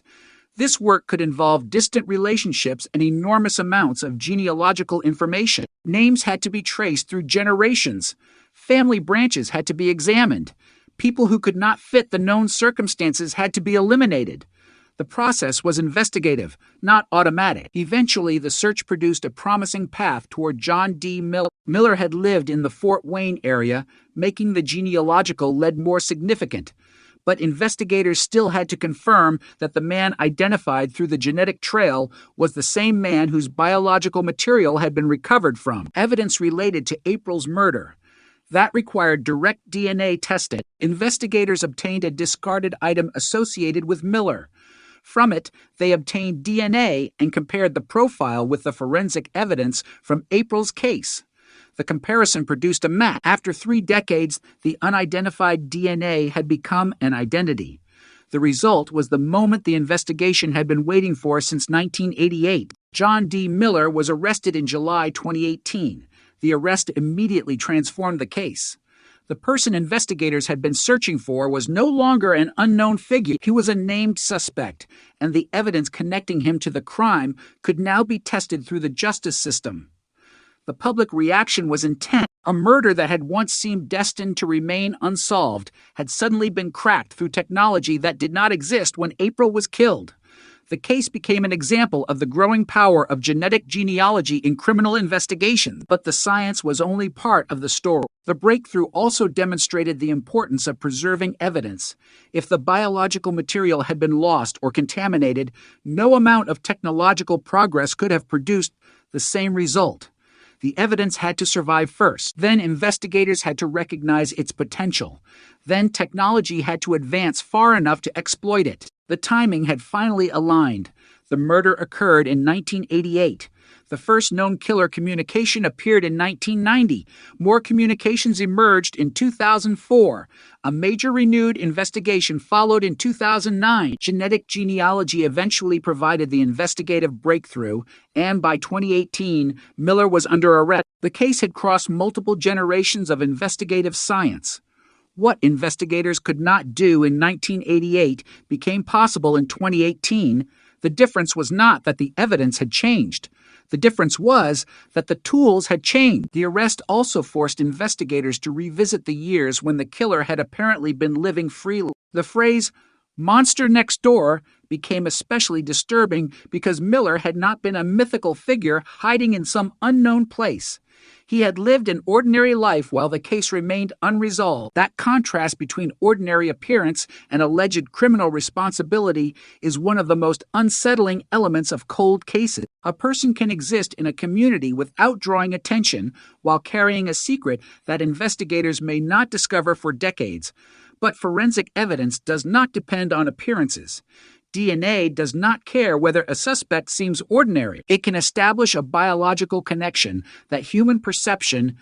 In April's case, that biological connection ultimately became the foundation for the arrest, yet the arrest itself was not the end of the legal process. Prosecutors would still have to prove their case. Miller would have legal representation. Evidence would be examined. The state would have to demonstrate that the DNA connection and other evidence established his responsibility for April's murder. The defense would have an opportunity to challenge the prosecution's evidence. The courtroom would become the next stage of the investigation. For April's family, the arrival of that stage represented a profound change. For 30 years, there had been no defendant. There had been no courtroom confrontation with the person accused of killing April. There had only been a question now. The justice system finally had a person to place at the center of the case. That did not make the pain disappear. It could not. But it provided something the family had not had since 1988, the possibility of accountability.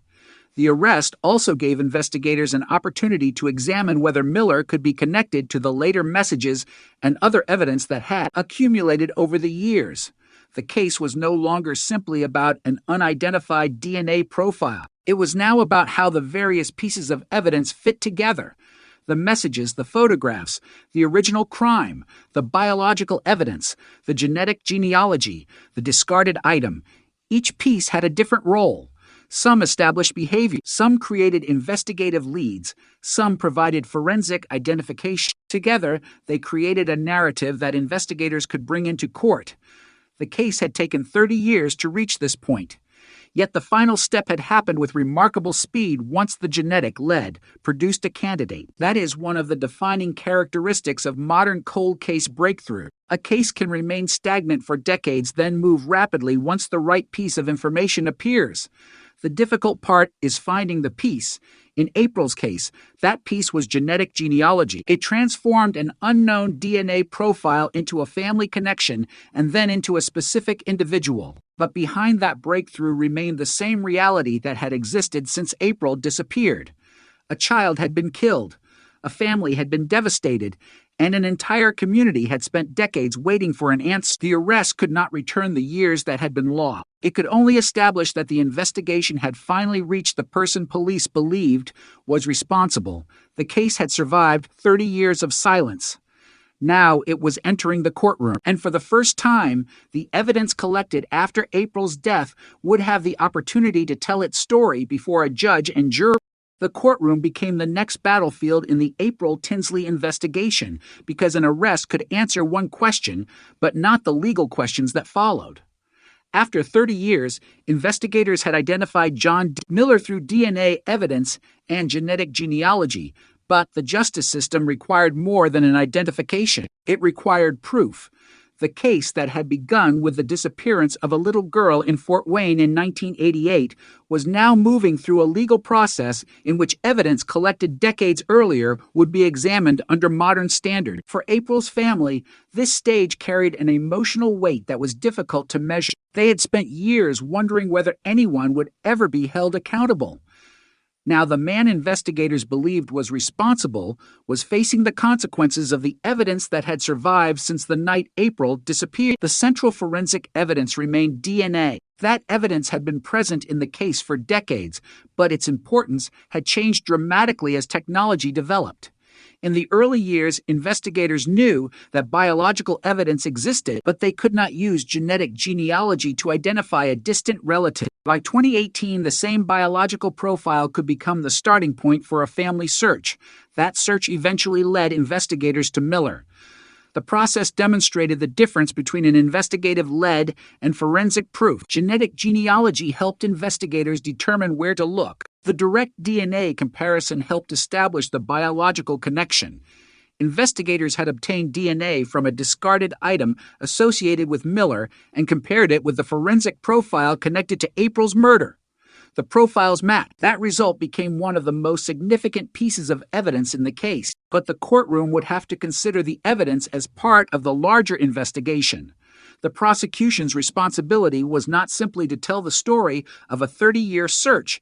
It was to establish Miller's guilt through admissible evidence. The defense, meanwhile, had the right to challenge the state's conclusions and scrutinize how the evidence had been collected, interpreted, and connected to the defendant. This adversarial process was essential, particularly in a case where the central scientific breakthrough had occurred decades after the crime. The court had to determine whether the evidence established responsibility beyond a reasonable doubt. The case also carried the extraordinary history of the killer's communication. In 1990, a message had appeared on a barn near the location where April's body was found, claiming responsibility for her murder and threatening another killer. Years later, in 2004, additional notes appeared around Fort Wayne. Some were placed on bicycles belonging to young girls, and the communications included disturbing objects and Polaroid photographs. Investigators believe these communications were connected to April's killer. They had spent years trying to determine who was behind them. Those messages were important because they showed that the offender had apparently continued to insert himself into the case long after April's murder. He had not simply disappeared. He had created additional evidence that investigators could examine. The photographs and notes provided behavioral clues, but the DNA provided something different, a scientific connection between the offender and the crime. Together, the evidence created a much stronger investigative picture. The arrest itself had been the culmination of that combination. Genetic genealogy created a pathway. Traditional investigation identified a person who fit the circumstances. Forensic testing then confirmed the connection. The case demonstrated how modern cold case investigations rarely depend on one piece of evidence alone. Instead, different types of information can reinforce one another. A genealogical relationship can narrow the search. A location can support the plausibility of a suspect. A behavioral pattern can provide context, and DNA can provide the critical biological link. April's case had all of those elements accumulated over time. The legal process, therefore, became an opportunity to place decades of investigative work into one coherent evidentiary framework. For the family, the court proceedings also represented a shift in the meaning of the case. For 30 years, April's murder had been a mystery. Now it was an accusation against a specific person. The question was no longer simply whether the killer would ever be identified. It was whether the evidence would lead to a conviction. That transition can be difficult for families because a long-awaited arrest creates expectations. After years of waiting, there can be a powerful desire for finality. But the legal system must proceed carefully. The passage of time does not lower the burden of proof. Even in a case involving overwhelming public interest, prosecutors must establish the facts through evidence. The defendant remains entitled to due process. That principle is especially important in a case whose original investigation lasted decades and involved numerous theories and leads. The eventual identification had to be stronger than suspicion. It had to be supported by forensic evidence. The DNA comparison provided precisely that kind of evidence. It was not based on a witness remembering a face from 30 years earlier. It did not depend on a fading memory. It did not rely on a rumor circulating through the community. It was biological evidence connecting Miller to the forensic profile associated with April's murder. The scientific development behind that evidence also became part of the larger significance of the case. Genetic genealogy had changed the landscape of cold case investigation. Before its widespread use, an unidentified DNA profile could remain unidentified indefinitely if no direct match existed in law enforcement databases. Investigators might know that the DNA came from the perpetrator, but have no practical method for determining his name. Genetic genealogy offered another route. A relative could become the bridge between an unknown profile and an unknown family. That bridge could lead investigators to a person who had never previously appeared in the case. April's investigation demonstrated the power of that approach, but it also highlighted the need for confirmation. A genealogical lead could never replace direct forensic evidence. The final identification depended on the DNA comparison with Miller. That distinction became one of the most important lessons from the investigation. Science can narrow a search, but investigators still have to establish the fact. The case also showed why evidence preservation matters so much. When April was killed, investigators could not know what future technology might accomplish. They could only collect and preserve what they believed might be useful. Decades later, that material became the key to identifying the offender. Without preserved biological evidence, genetic genealogy would have had nothing to analyze. The case, therefore, connected to very different eras of forensic investigation. The first began in 1988, when detectives worked with the technology of the time. The second arrived in 2018, when investigators could use genetic genealogy and advanced DNA analysis. The evidence remained essentially the bridge between those eras. April's case also became a story about persistence. Cold cases can exhaust investigators because there may be long periods when nothing appears to change. Detectives can spend years pursuing leads that produce no result. Families can wait for phone calls that never come. Public attention fades. Other cases become headline. Yet the absence of an immediate breakthrough does not necessarily mean the evidence is useless. Sometimes the investigation simply needs a different question. For decades, investigators asked whether April's killer could be matched to an existing suspect. Eventually, they asked whether the killer's DNA could reveal his relatives. That new question produced a new path. The path eventually led to Miller, and once the direct DNA comparison confirmed the connection, the case moved rapidly toward prosecution. The story was therefore not simply about technology. It was about changing the way investigators thought about evidence. A cold case can remain unsolved because the information is incomplete, but it can also remain unsolved because investigators do not yet have the tools to interpret what they possess. The distinction is crucial. April's case had biological evidence. What it lacked was the ability to turn that evidence into a name. Genetic genealogy provided that missing capability. The arrest of Miller became a landmark moment because it demonstrated how a decades-old case could suddenly become solvable when technology and evidence converged. But the emotional center of the investigation remained April. She had been 8 years old when she disappeared. She never had the chance to become an adult, build a career, create a family, or experience the ordinary milestones of life. Her family had been forced to imagine all of those possibilities without her. The legal process could never give them those years back. What it could potentially provide was accountability. After 3 decades, the person police accused of killing April was finally being required to answer through the justice system. The case that had once seemed frozen in 1988 had moved into a courtroom in a new century. The technology was different. The investigators were different. The world was different. But the evidence connected the two moments, and for April's family, the hope was that the final chapter would not be another unanswered question, but a definitive legal conclusion. The case against John D. Miller was no longer an abstract cold case investigation. After his arrest in 2018, the evidence collected over 3 decades began to take on a new meaning. What investigators had once described as an unidentified biological profile now had a name attached to it. What had once been a mystery was becoming a prosecution, but the most powerful part of the story remained the same evidence that had been waiting since April Tinsley's murder in 1988. The DNA had not changed. The science had.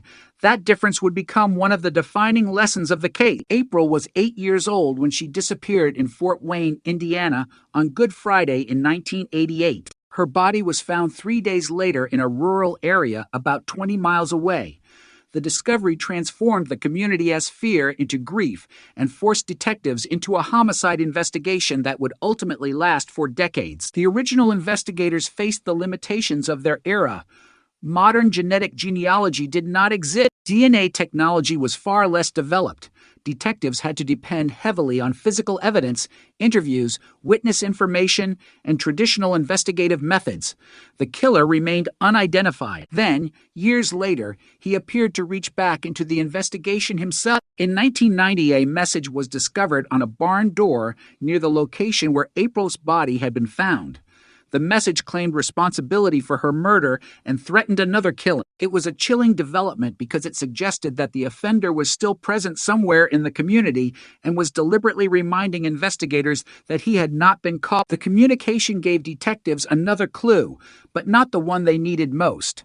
There was still no name. In 2004, additional communications appeared around Fort Wayne. Notes were left at residences, including on bicycles belonging to young girls. Used condoms and Polaroid photographs accompanied some of the messages. Several of the communications referenced April. Investigators believed they were connected to the same offender. The case now contained a disturbing pattern spanning years. The killer had apparently continued to monitor the investigation and communicate with the community. Yet despite the new evidence, investigators still could not identify him. One of the Polaroid photographs showed a green paisley-patterned bedspread, leading investigators to explore possible locations where such a bedspread might have appeared. They considered hotels and other places, trying to connect the photograph to a person or location. Detectives also examined criminal histories and sought people who might have committed offenses consistent with the behavior reflected in the messages. The FBI eventually joined the renewed effort. In 2009, federal investigators worked with local authorities to conduct an extensive review of the case. New interviews were conducted. Old information was revisited. DNA samples were collected from possible suspects. Investigators were searching for a connection that could finally turn the evidence into an identity. But the case remained unresolved. The biological profile still did not produce a direct match in conventional law enforcement databases. This was the central obstacle. The evidence could tell investigators that the killer had left biological material behind, but it could not tell them his name. Then genetic genealogy changed the possibility. Investigators could use the unidentified DNA profile to search for relatives through genealogical databases. Instead of requiring the offender himself to be present in a law enforcement database, the method could potentially identify someone through family relationships. The process was painstaking. Researchers examined genetic matches, built family trees, traced relatives across generations, and narrowed the possibilities. The genetic information was not treated as proof of guilt. It was treated as an investigative lead. Eventually, the investigation pointed toward John D. Miller. Miller became a person of interest because his background and location were consistent with the developing investigation. But detectives needed more than a genealogical connection. They needed direct forensic confirmation. Investigators obtained DNA from a discarded item associated with Miller. That DNA was compared with the biological evidence from April's case. The result was a match. The discovery transformed the investigation. The unidentified DNA profile that had remained unresolved for 30 years now corresponded to a specific individual. Miller was arrested in July 2018. For investigators who had spent years working the case, the arrest represented the moment when decades of uncertainty finally collapsed into one concrete fact. The person whose DNA matched the evidence had been identified. For the community, the arrest was equally shocking. The case had become part of Fort Wayne's history. Generations had grown up knowing April's name. Her murder had been discussed as an example of a case that might never be solved. Now the person investigators believed was responsible was in custody, but an arrest was only the beginning of the legal process. Prosecutors had to establish the case in court. The DNA evidence had to be explained. The genetic genealogy process had to be placed into context. The investigators had to demonstrate how the evidence led from an unidentified profile to Miller. The defense would have the opportunity to challenge the prosecution's case. The burden of proof remained with the state. That process was especially important because the case had already demonstrated the dangers of uncertainty. Investigators had spent decades without an answer, and the justice system could not simply declare that the mystery was solved because technology had produced a suspect. The evidence had to be tested in court. The DNA match became central because it provided a direct connection between Miller and the biological evidence associated with April's murder. The genetic genealogy process was important because it explained how investigators found Miller, but the direct comparison was what established the forensic link. This distinction would become increasingly important as genetic genealogy spread into other criminal investigations. The technique was powerful, but it was not a shortcut around traditional standards of proof. It could identify where investigators should look. It could not by itself establish guilt. The April Tinsley investigation showed the complete process. First, investigators preserved biological evidence. Decades later, forensic scientists obtained an unidentified DNA profile. Genetic genealogy generated a family connection. Detectives narrowed that connection to Miller. A discarded item provided a sample. The laboratory comparison produced a match. The police then made an arrest. Each stage depended on the previous one. Without the original evidence, there would have been no DNA profile. Without the DNA profile, there would have been no genetic genealogy. Without the genealogical lead, investigators might never have focused on Miller. Without the discarded item, they could not have confirmed the match. The breakthrough was therefore the result of an entire investigative chain stretching across 30 years, but the emotional dimension remained impossible to separate from the science. April's family had spent decades living with the absence of a child who should have had an entire lifetime ahead of her. An arrest could not restore that future. It could not undo the murder. It could not erase the memories of 1988. What it could do was remove one terrible uncertainty. The person responsible was no longer unknown. For a family that had spent decades wondering whether the killer would ever be identified, that mattered. The arrest also changed the community's relationship with the case. For years, April's murder had carried the disturbing possibility that the killer might still be somewhere nearby. The later messages had intensified that fear. Now investigators had identified a man and taken him into custody. The mystery was becoming a legal case rather than an open-ended threat. That transition brought a different kind of tension. The public wanted answers. The family wanted justice. Investigators wanted the evidence to withstand scrutiny. Prosecutors wanted a conviction. And the defense was preparing to challenge the case. After 30 years, the investigation had finally reached the stage where evidence would be tested in open court. The case also raised broader questions about time and justice. How long can evidence survive? How long can a family wait? Can technology compensate for investigative limitations from an earlier era?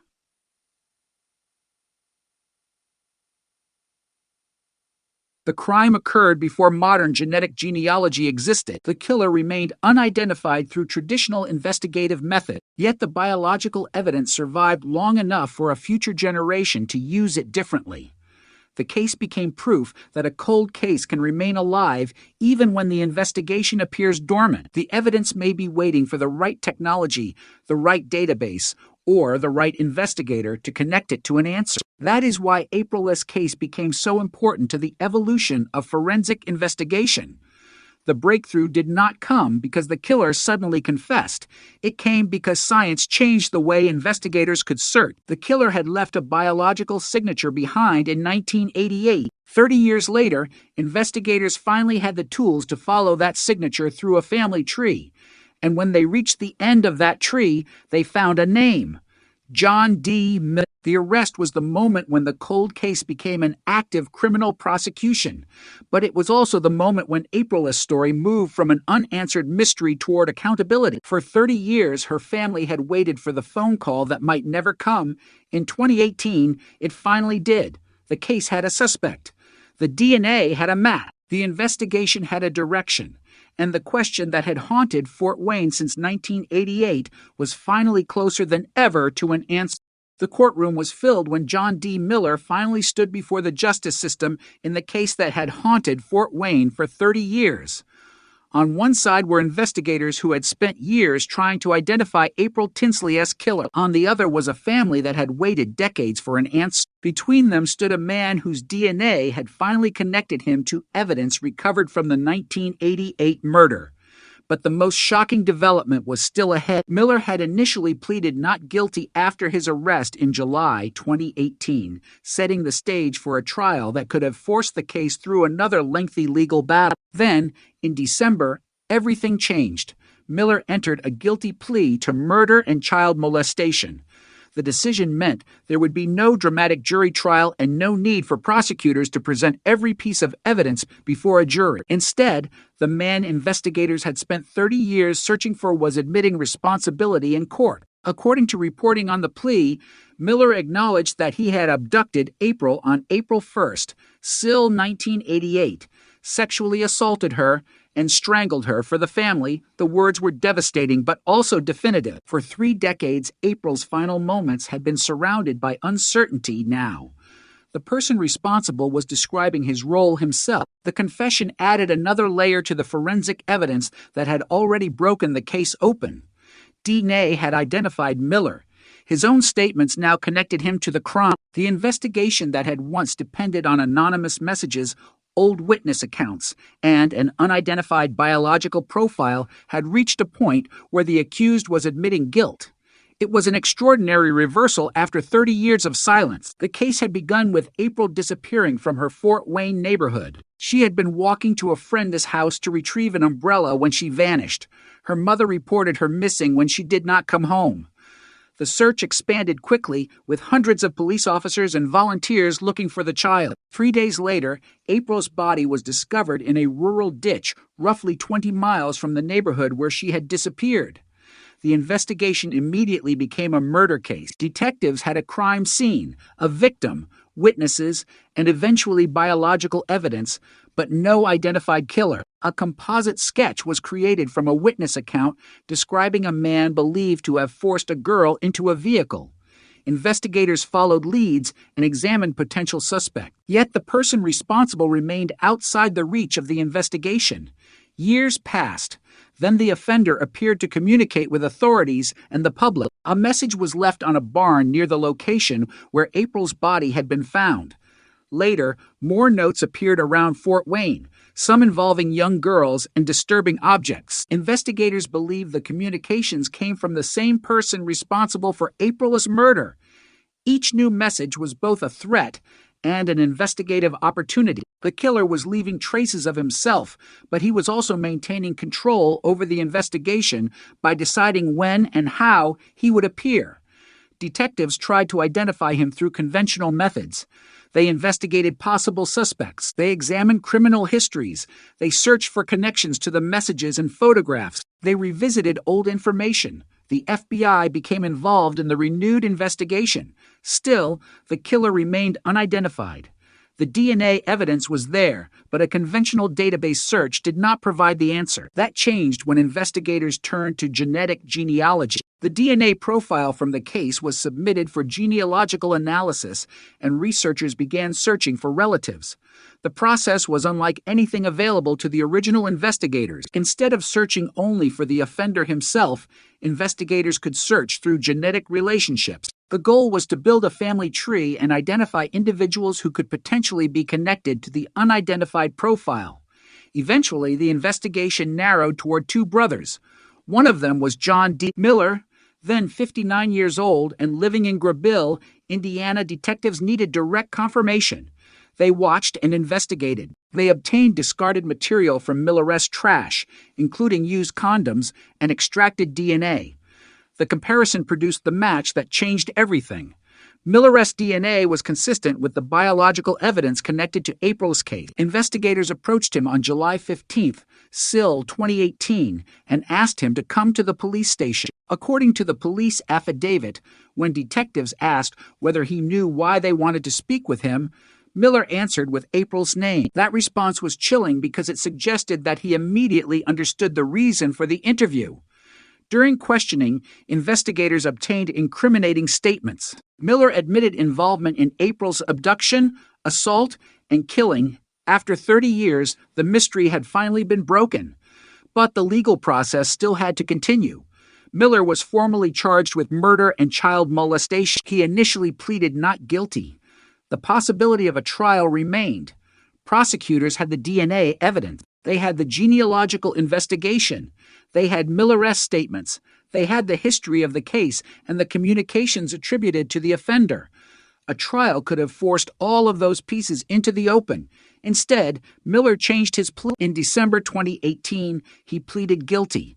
The agreement called for an 80-year prison sentence. The courtroom now became the place where 3 decades of uncertainty finally reached a legal conclusion. When Miller was sentenced, the room was crowded. Family members attended. Investigators who had worked the original case were present. People who had spent years waiting for justice were finally watching the justice system deliver a punishment. Miller received 80 years in prison, with 50 years for murder and 30 years for child molestation. The sentence was the culmination of an investigation that had lasted longer than many criminal careers. Detectives who had worked on the case in 1988 had aged. Technology had transformed. The neighborhood where April disappeared had changed, but the evidence had remained. The DNA that had once been an anonymous biological trace had eventually become the key to a name. The genealogical search had provided the path. The discarded DNA sample had provided the confirmation. Miller's statements and guilty plea provided the legal resolution. The sequence demonstrated how dramatically cold case investigations had changed. In 1988, investigators could not have predicted that a genealogical database might one day help identify the killer. They could only collect and preserve evidence using the methods available to them. Decades later, another generation of investigators could take that same evidence and ask a completely different question. The breakthrough did not mean that every cold case could be solved. It meant that an unidentified DNA profile no longer necessarily had to remain unidentified. A family connection could create a lead where a traditional database had produced nothing. April's case became a landmark example of that possibility, yet the technology was never the entire story. The investigation also depended on persistence. Detectives kept the case alive. Evidence was preserved. Leads were revisited. New techniques were considered. When genetic genealogy became available, investigators were willing to use it.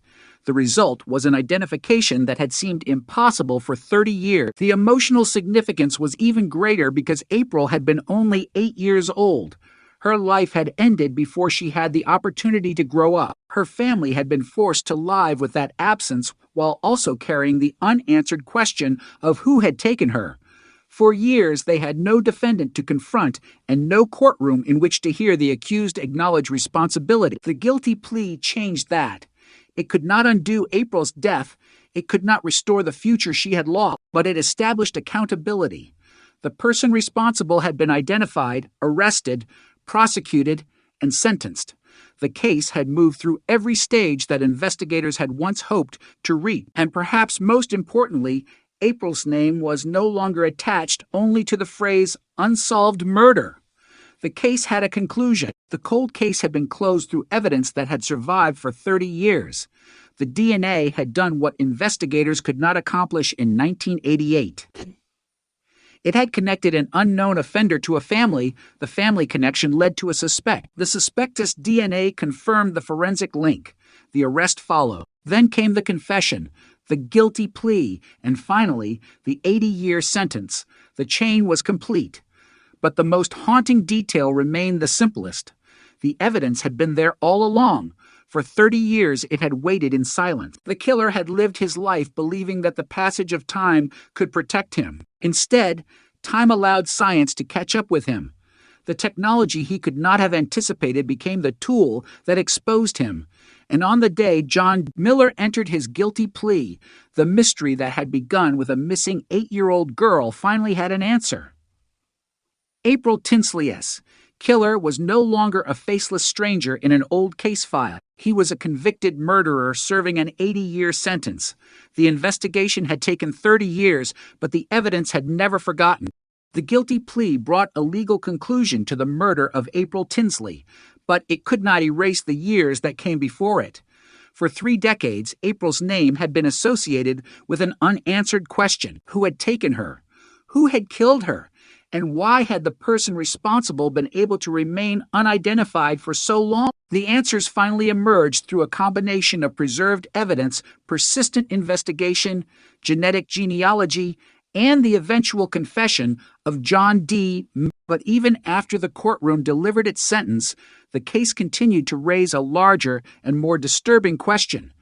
How could a murder that had once seemed impossible to solve suddenly collapse under the weight of modern DNA technology? The answer began with the evidence collected after April disappeared in 1988. She was 8 years old when she left a friend's house in Fort Wayne, Indiana, on Good Friday, April 1st.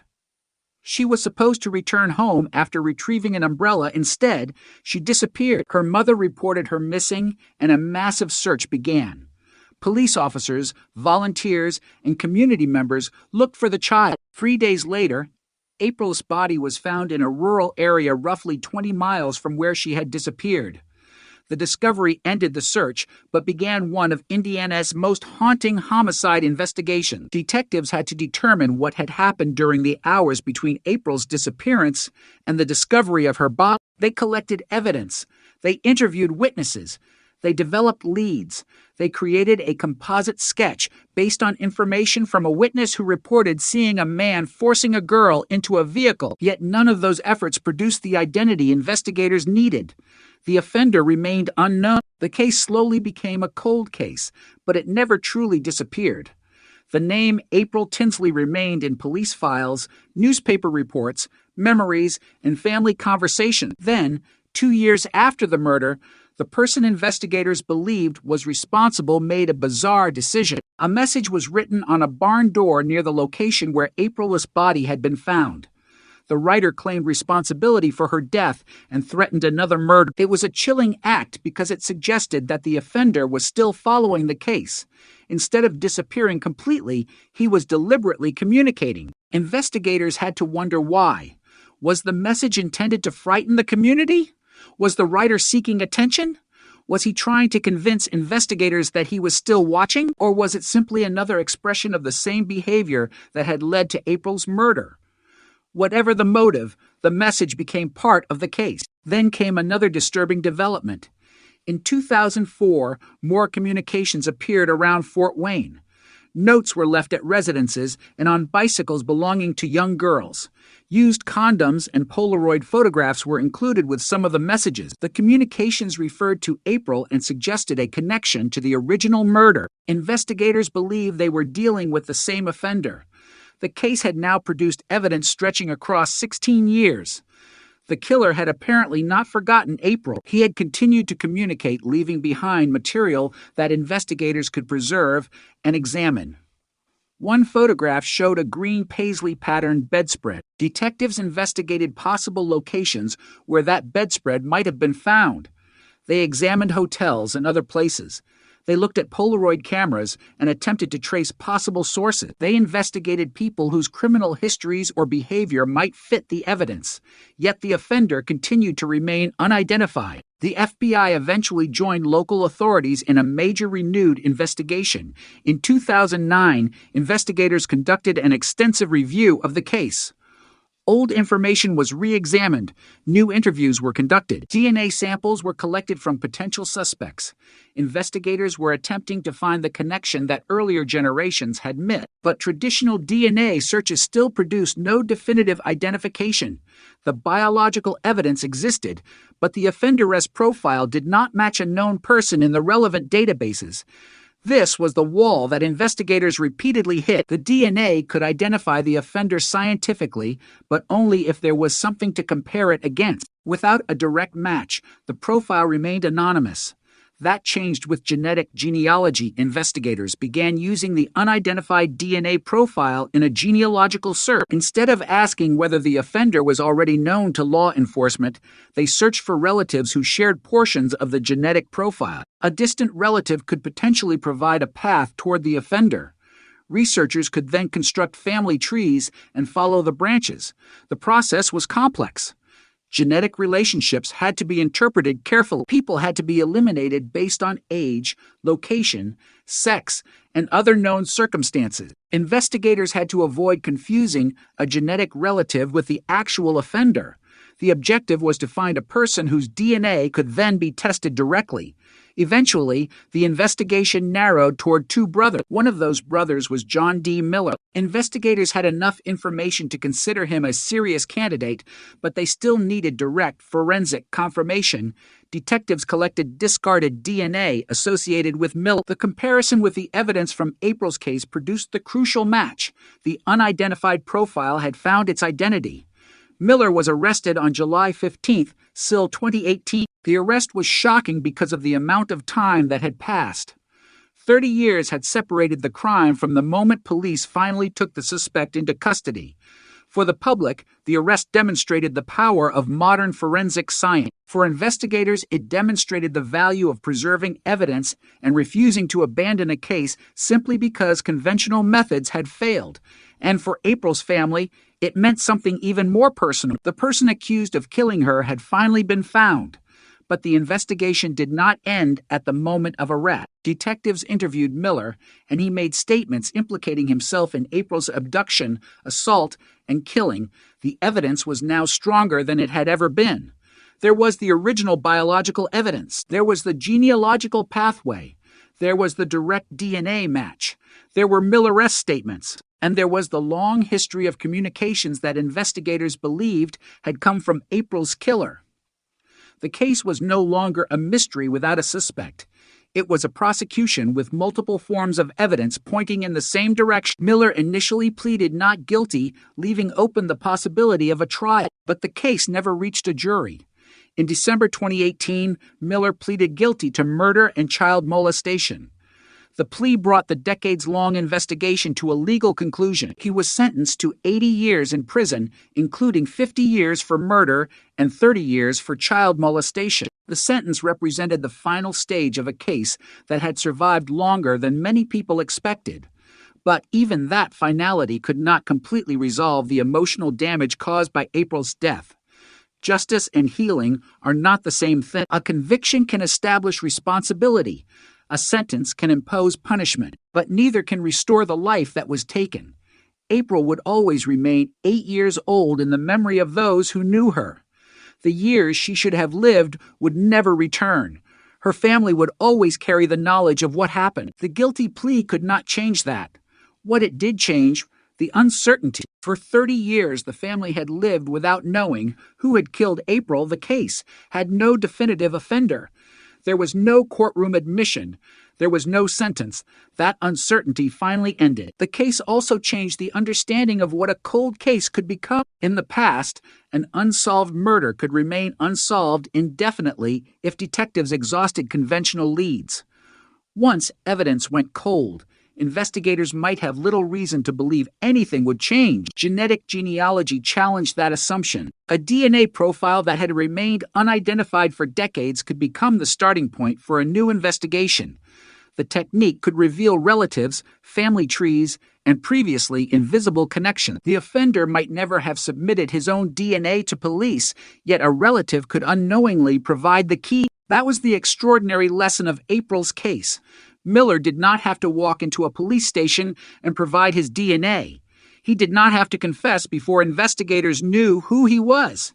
His genetic family connections created the path. The final DNA comparison then provided the confirmation. The case became a demonstration of how modern forensic investigation could reach backward through time. The technology of 2018 could unlock evidence collected in 1988. That connection between two different eras was perhaps the most remarkable part of the story. The original detectives could not have known how important the evidence would eventually become. They could only collect what they could find and preserve it. Their work created the foundation for investigators 30 years later. The newer investigators could then build on that foundation using tools the original detectives never had. The case therefore belonged to two generations of investigators. One generation searched for a killer using the methods of the late 20th century. Another generation used genetic genealogy to finish what the first generation could not. The evidence connected them. The story also carried a warning for criminals who believe that time is an ally. Time can weaken a case, but it can also strengthen the ability of investigators to analyze evidence. Technology rarely moves backward. DNA science became more sophisticated. Databases expanded.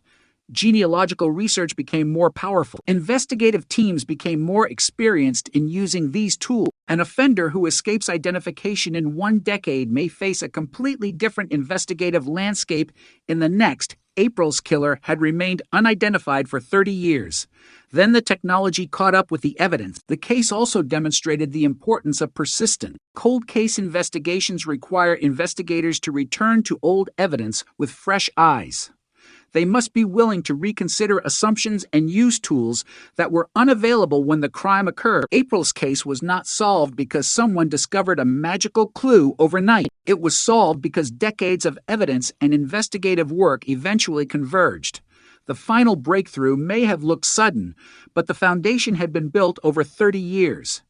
April's disappearance, the search, the discovery of her body, the original investigation, the 1990 message, the 2004 communications, the FBI review, the preserved DNA, the genetic genealogy, the family tree, the discarded sample, the DNA match, the arrest, the confession, the guilty plea, the sentence. Each event became another link in a chain that eventually reached the truth, and that truth was painful. April Tinsley was murdered in 1988. John D. Miller was identified and arrested 30 years later. He admitted his role and received an 80-year sentence. The mystery was over. But April's story remained more than the story of a cold case solved by DNA. It became a reminder that behind every forensic profile is a human life, and behind every case number is a family waiting for answers. Technology may identify a killer, but it cannot replace the years that were stolen. What it can do is ensure that evidence does not remain silent forever. In April's case, the evidence waited for 30 years. Then, finally, it spoke. The sentence imposed on John D. Miller brought a legal ending to a case that had begun with a terrifying disappearance 3 decades earlier. But the story of April Tinsley did not end when the courtroom doors closed. For investigators, the conviction represented the final confirmation that the long investigation had reached the right person. For April's family, however, justice could never be measured only in years behind bars. Nothing could return the child who disappeared in 1988. Nothing could restore the ordinary future that had been taken from her. What the investigation could provide was something that had been absent for 30 years. Certainty. April's name was no longer attached to an unidentified killer. The DNA evidence had identified the offender. Genetic genealogy had helped investigators find him. The direct forensic comparison had confirmed the connection. Miller had confessed, pleaded guilty, and received an 80-year sentence. The case that had once seemed almost impossible to solve had finally reached a conclusion. Yet the road to that conclusion revealed why cold cases can remain alive long after the headlines disappear. In April's case, the investigation survived because evidence survived. That principle is easy to overlook when a crime is decades old. People change, neighborhoods change, technology changes, witnesses age, memories fade, detectives retire. Files move from one office to another, but physical evidence can remain exactly where investigators left it, waiting for a future that no one can predict. In 1988, the detectives working April's murder could not know that genetic genealogy would become one of the most powerful tools in American cold case investigation. They could not know that a DNA profile that failed to produce a conventional match might one day reveal a family network. They could not know that the evidence collected during their investigation would eventually be examined through technology that had not yet been developed. They could only do what investigators have always done: collect evidence, preserve it, document it, and hope that one day it would lead somewhere. For years, it did not. The case remained frustratingly unresolved. Then the investigative landscape changed. Genetic genealogy created an entirely new route toward identification.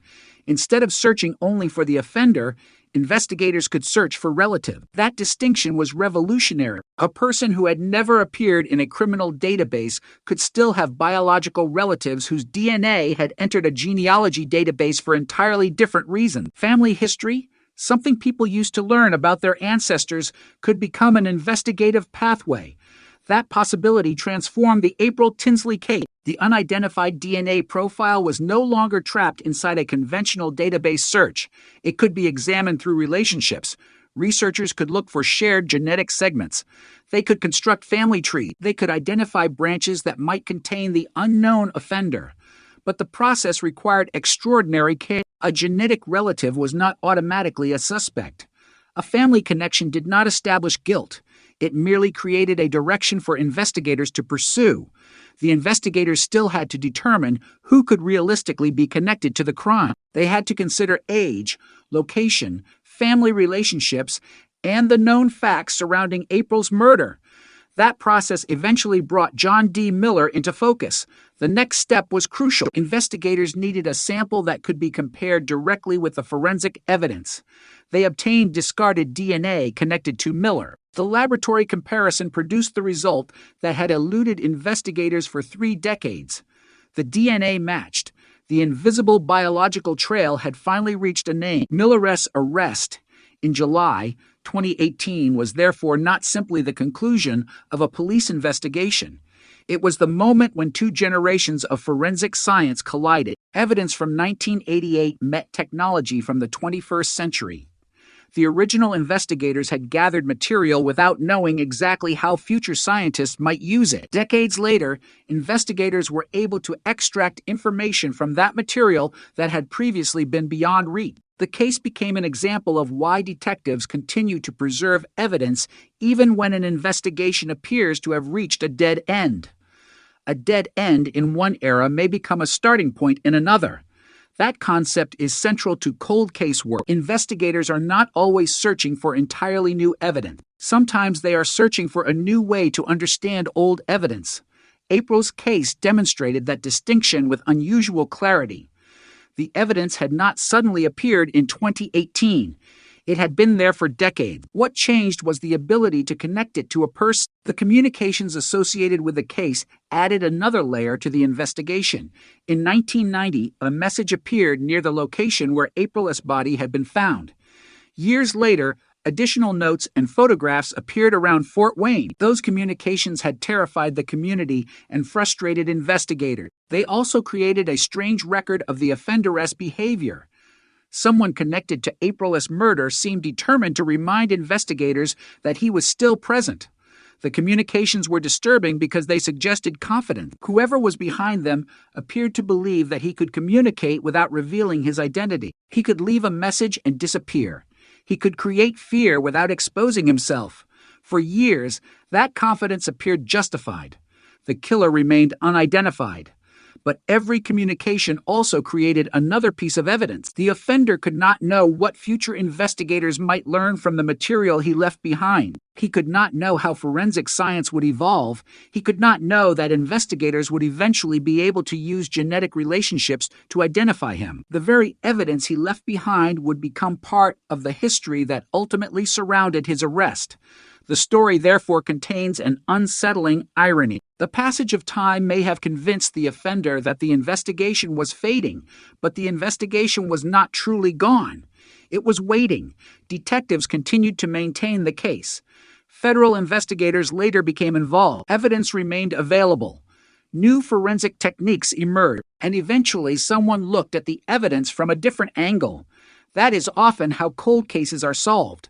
There is rarely one cinematic moment in which an investigator suddenly discovers everything. More often, there is a long sequence of small developments that eventually converge.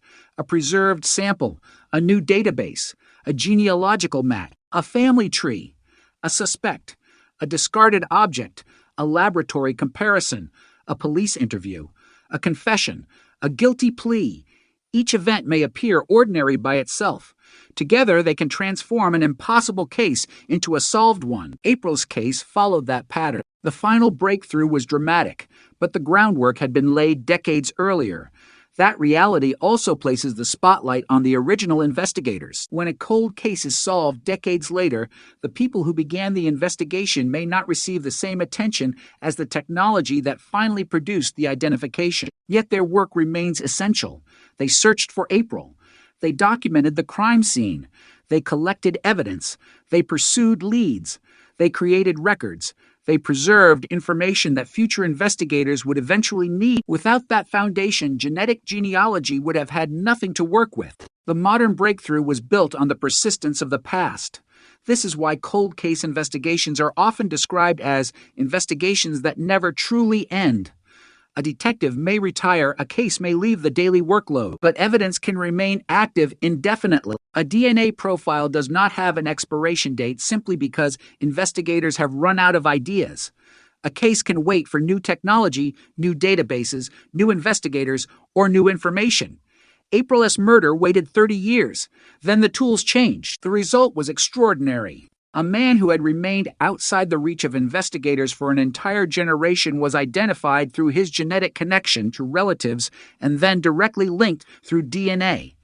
The arrest was followed by an admission of responsibility. The guilty plea eliminated the uncertainty of a trial. The 80-year sentence established the legal consequence for the family. Those developments offered something they had been denied since 1988. The knowledge that the person responsible had been identified and punished. But there was another legacy. April's case became part of a much larger transformation in criminal investigation. Genetic genealogy began attracting enormous attention because it demonstrated that the limits of traditional DNA databases were not necessarily the limits of DNA itself. A forensic profile did not have to remain anonymous forever. The genetic information contained within it could reveal relationships that investigators could follow. That possibility opened new doors in cold cases across the United States. It also created important debates about privacy, consent, and the use of consumer genetic information in criminal investigation. The power of the technology came with questions that society had to confront.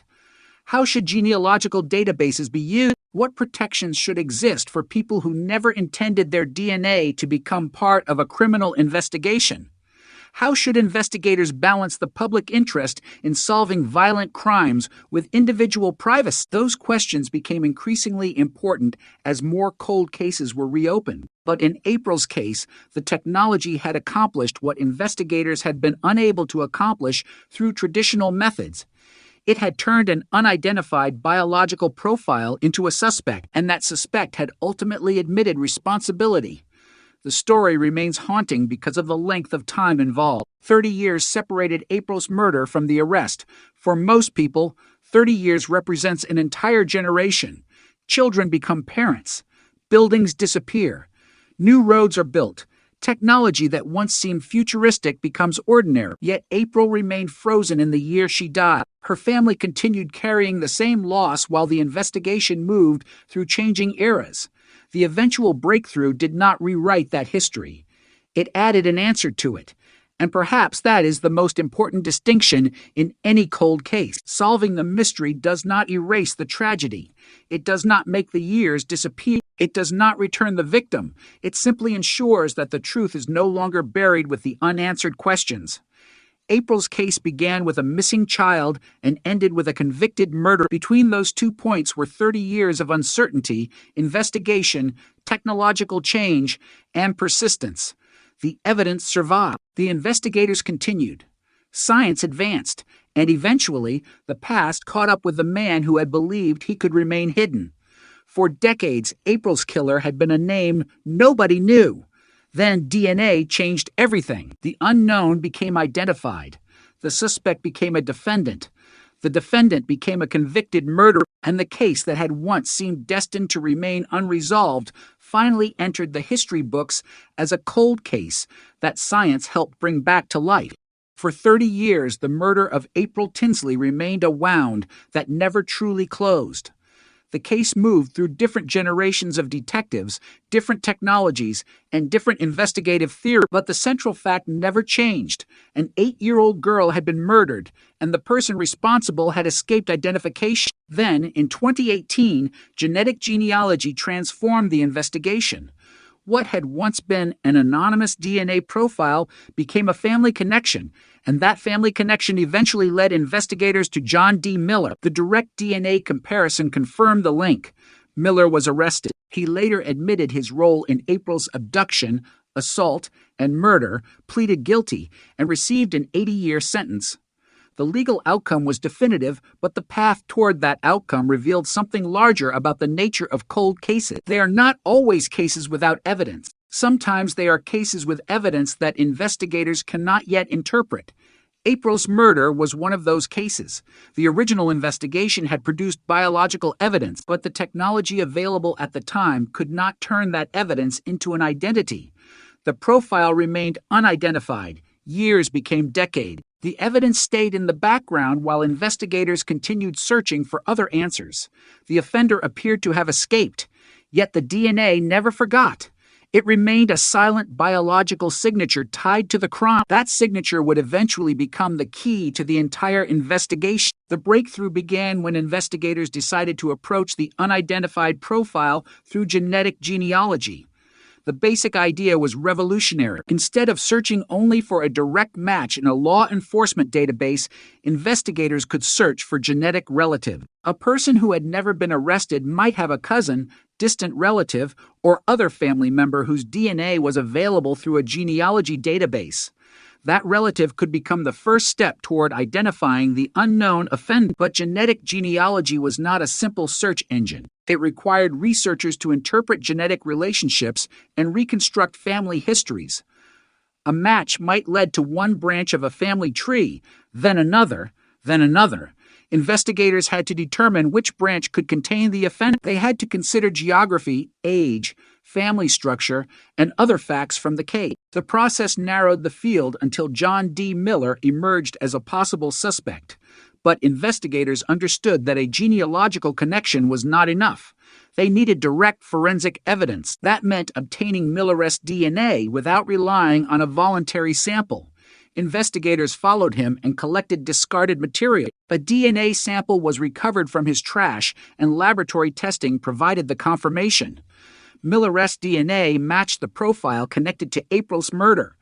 The result was extraordinary because the profile had remained unidentified for 30 years. A piece of biological evidence collected in the late 1980s had finally been linked to a living person in the modern era. The arrest followed on July 15th, SIL 2018. The investigation that had seemed frozen for decades suddenly moved forward. Miller was taken into custody and questioned. According to investigators, he admitted involvement in April's murder. The statements added a human voice to evidence that had previously been silent. For years, detectives had been trying to understand what happened to April. Now the man accused of killing her was describing his role. The case no longer depended entirely on reconstruction. The offender himself was acknowledging responsibility. Yet the investigation had not simply solved itself through DNA. The final result depended on a combination of persistence and technology. The original detectives had preserved the evidence. Later, investigators had reopened the case. Federal and local authorities had reviewed old leads. Genetic genealogists had examined the DNA. Detectives had traced the genealogical information to Miller. Forensic scientists had confirmed the match. Each group had performed a different part of the investigation. The breakthrough was the result of those efforts converging. That is one of the most important lessons from April's case. Cold case work is rarely a single dramatic discovery. It is often a chain of people, evidence, and decisions stretching across decades. One investigator collects evidence, another preserves it, another reviews it. A scientist develops a new technique. A genealogist finds a distant relative. A detective follows the family tree. A laboratory confirms the result. The final arrest may take place in one afternoon, but the investigation behind it can span an entire lifetime.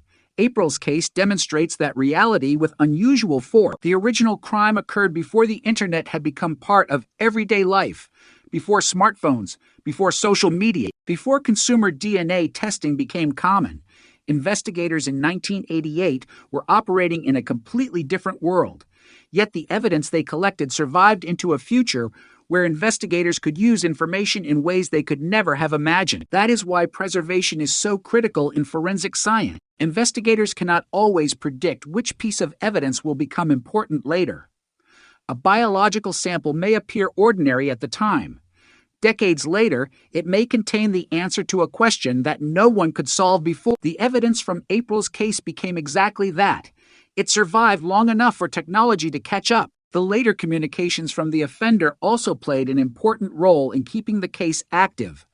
The 1990 message on the barn door was chilling because it showed that the killer was willing to insert himself into the investigation. He claimed responsibility and threatened another killing. In 2004, additional notes appeared around Fort Wayne, some involving young girls.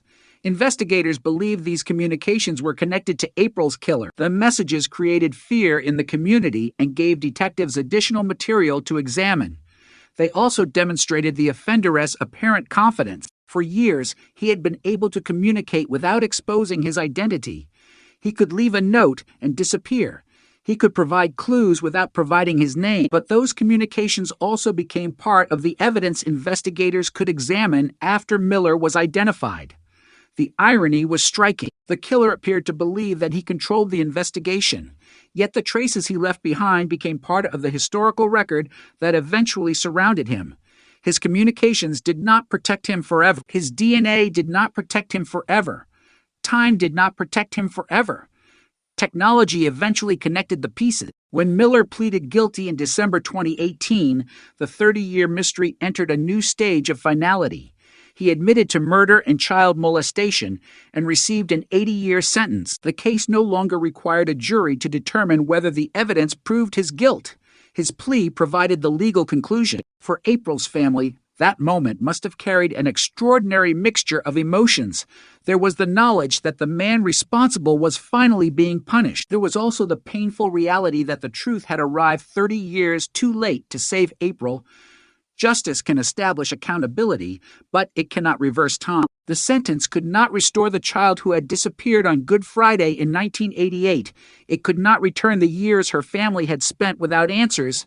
It could only recognize the crime and impose a consequence on the person responsible. That distinction is important when discussing cold cases. The phrase solved can sound final, but for families, the emotional reality is far more complicated.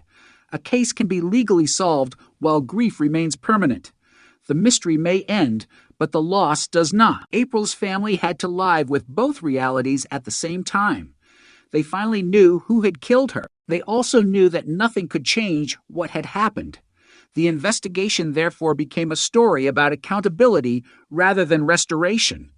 The broader impact of the case extended beyond the courtroom. Genetic genealogy was becoming increasingly important in investigations involving unidentified remains, sexual assaults, and murders where DNA evidence had survived but conventional searches had failed. April's case demonstrated that the technology could work even when the offender had never been identified through traditional means. It showed that an investigator did not necessarily need a direct database match. A family connection could be enough to begin the search, but it also raised serious questions about privacy and the use of genetic information. The same technology that could bring justice to a murdered child could also reveal family relationships that individuals never expected law enforcement to examine. The success of genetic genealogy therefore created both opportunities and responsibilities. Investigators had to consider how such searches should be conducted and what safeguards should exist. The technology was powerful precisely because DNA contains so much information about relationships that power required careful use. April's case became part of the growing history of that debate, yet behind the scientific discussion was still the individual story. April was not a DNA profile. She was a child. She had a family. She had friends. She had a future that was never allowed to happen. The investigation began because people refused to let her disappearance become just another forgotten case. Detectives searched for her. Volunteers joined the search. Investigators preserved evidence. Years later, new detectives continued the work. The case survived because people kept returning to it. That persistence mattered. Technology provided the final key, but technology could not decide which case deserved another look. Human beings had to make that decision. They had to believe that an old case could still be solved. They had to recognize that evidence collected decades earlier might still contain answers. They had to be willing to use new tools when old methods failed. That combination of human determination and scientific advancement eventually changed everything. The story of April Tinsley, therefore, became more than a murder investigation. It became a demonstration of how justice can travel across time. A crime committed in 1988 was solved in 2018. A biological profile collected in one technological era was interpreted in another. A family that had waited through decades of uncertainty finally received an answer. And a man who had remained unidentified for 30 years was finally forced to confront the evidence that had followed him all that time. The case was no longer a mystery. The DNA had spoken. The family tree had pointed toward a suspect. The laboratory had confirmed the connection. The suspect had confessed. The court had delivered its sentence. Yet the most haunting lesson remained unchanged. The passage of time does not necessarily destroy the truth. Sometimes it only delays the moment when the truth becomes visible. The finality of John D. Millere's guilty plea did not erase the questions that had surrounded April Tinsley's murder for 3 decades. Instead, it gave investigators, the community, and April's family an opportunity to look back at the case with a different understanding. For years, the investigation had appeared to be trapped in the past. The crime had happened in 1988. The suspect was unknown. Traditional investigative methods had failed to produce an arrest, yet the evidence had never stopped existing. It had simply been waiting for investigators to develop a way to read it differently.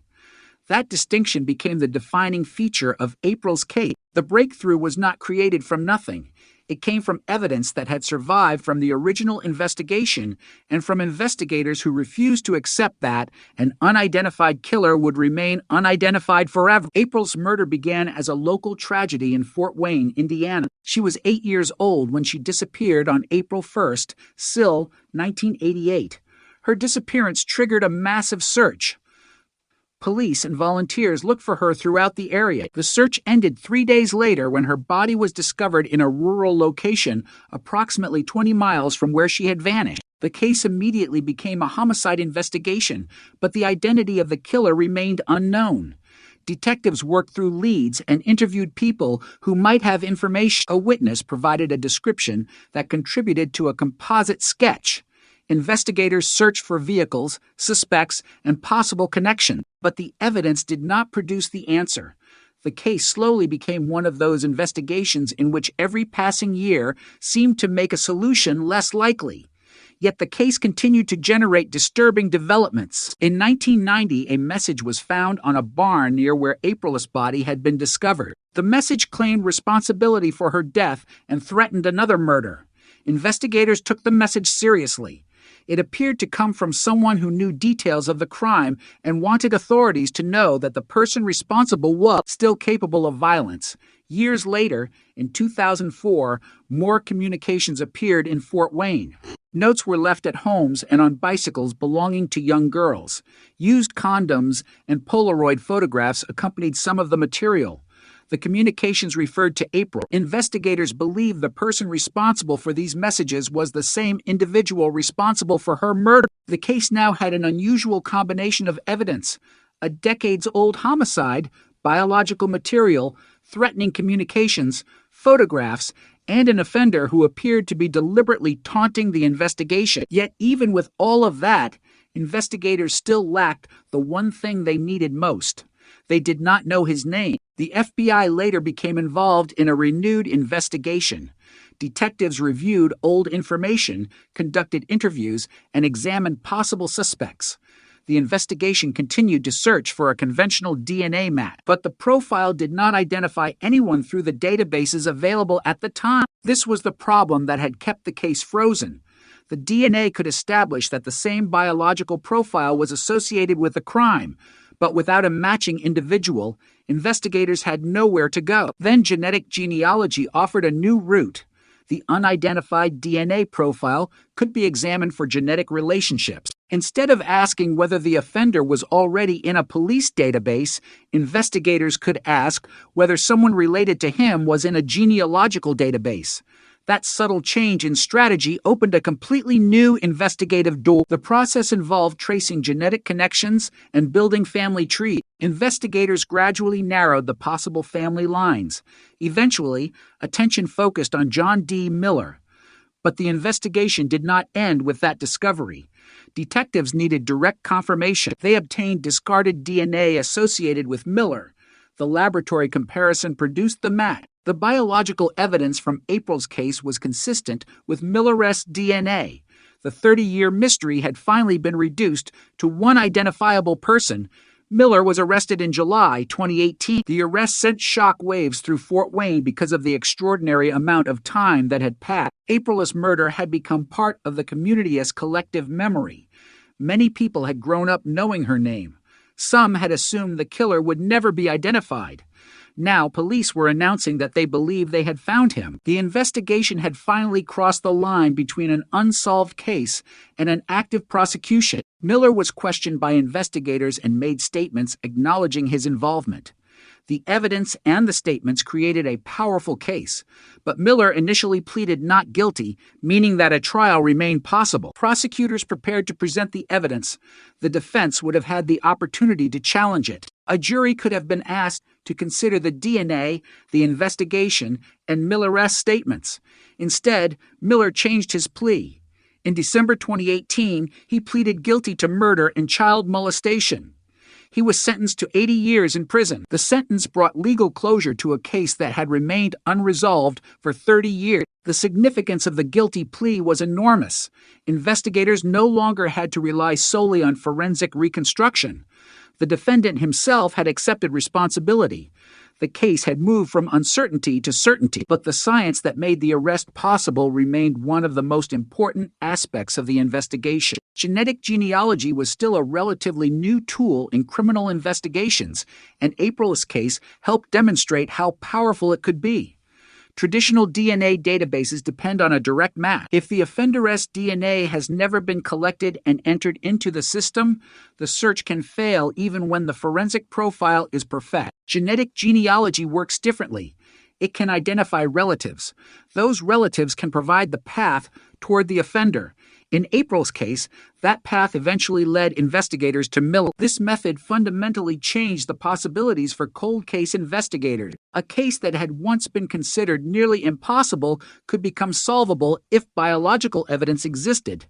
That did not mean every cold case would be solved. It meant that investigators had another tool to use when traditional searches reached their limits. April's case also demonstrated the importance of distinguishing between a genealogical lead and forensic proof. The genealogical investigation pointed toward Miller, but the direct DNA comparison was necessary to establish the biological connection. Investigators did not arrest him simply because a family tree suggested that he could be the offender. They obtained a sample and compared it with the forensic evidence. That scientific confirmation transformed the genealogical theory into a strong evidentiary link. The process illustrated how modern cold case investigations combine old and new methods. Genetic genealogy can narrow a search, but conventional police work remains necessary. Investigators still have to identify people, verify information, collect evidence, conduct interviews, and build a prosecutable case. Technology can open the door, but investigators still have to walk through it. April's case required both. It also required patience. 30 years is an extraordinary amount of time for a homicide investigation to remain unresolved. Detectives who worked the original case eventually retired. Others took their place. Files were reviewed. Leads were reconsidered. Technology changed, yet the central evidence remained. The eventual solution showed why law enforcement agencies preserve cold case files and biological evidence even when there appears to be little immediate hope. A case can look impossible today and become solvable tomorrow. The same evidence can have different value depending on the technology available to analyze it. In 1988, investigators could not have imagined the exact method that would eventually identify April's killer. In 2018, investigators could use genetic genealogy to search for a relationship that earlier detectives could never have found. That is the strange relationship between time and forensic science. Time can make an investigation harder because memories fade and witnesses disappear. But time can also bring new technology. It can expand databases. It can create new investigative methods. It can give scientists tools that did not exist when the crime occurred. April's case demonstrated both sides of that equation. The passage of time created enormous challenges, but it also allowed science to evolve. The case, therefore, became a reminder that a cold case is not necessarily a dead case. The evidence may still be alive. A DNA profile can remain usable. A photograph can preserve information. A note can reveal behavioral patterns. A family tree can connect generations of people. A laboratory can revisit evidence with technology that did not exist decades earlier. The investigation can change even when the crime itself cannot. For April's family, however, the science was never the real story. The real story was the child they lost. Every investigative breakthrough was ultimately meaningful because it brought the case closer to accountability for her death. The arrest brought the first major answer. The guilty plea brought another. The sentence provided the final legal consequence, but the grief remained. Justice cannot make a murdered child 8 years old again. It cannot restore the future that was lost. It can only establish who was responsible and impose a consequence. That is what happened in April's case. The unknown offender became John D. Miller. The suspect became a defendant. The defendant became a convicted murderer. The decades-long investigation finally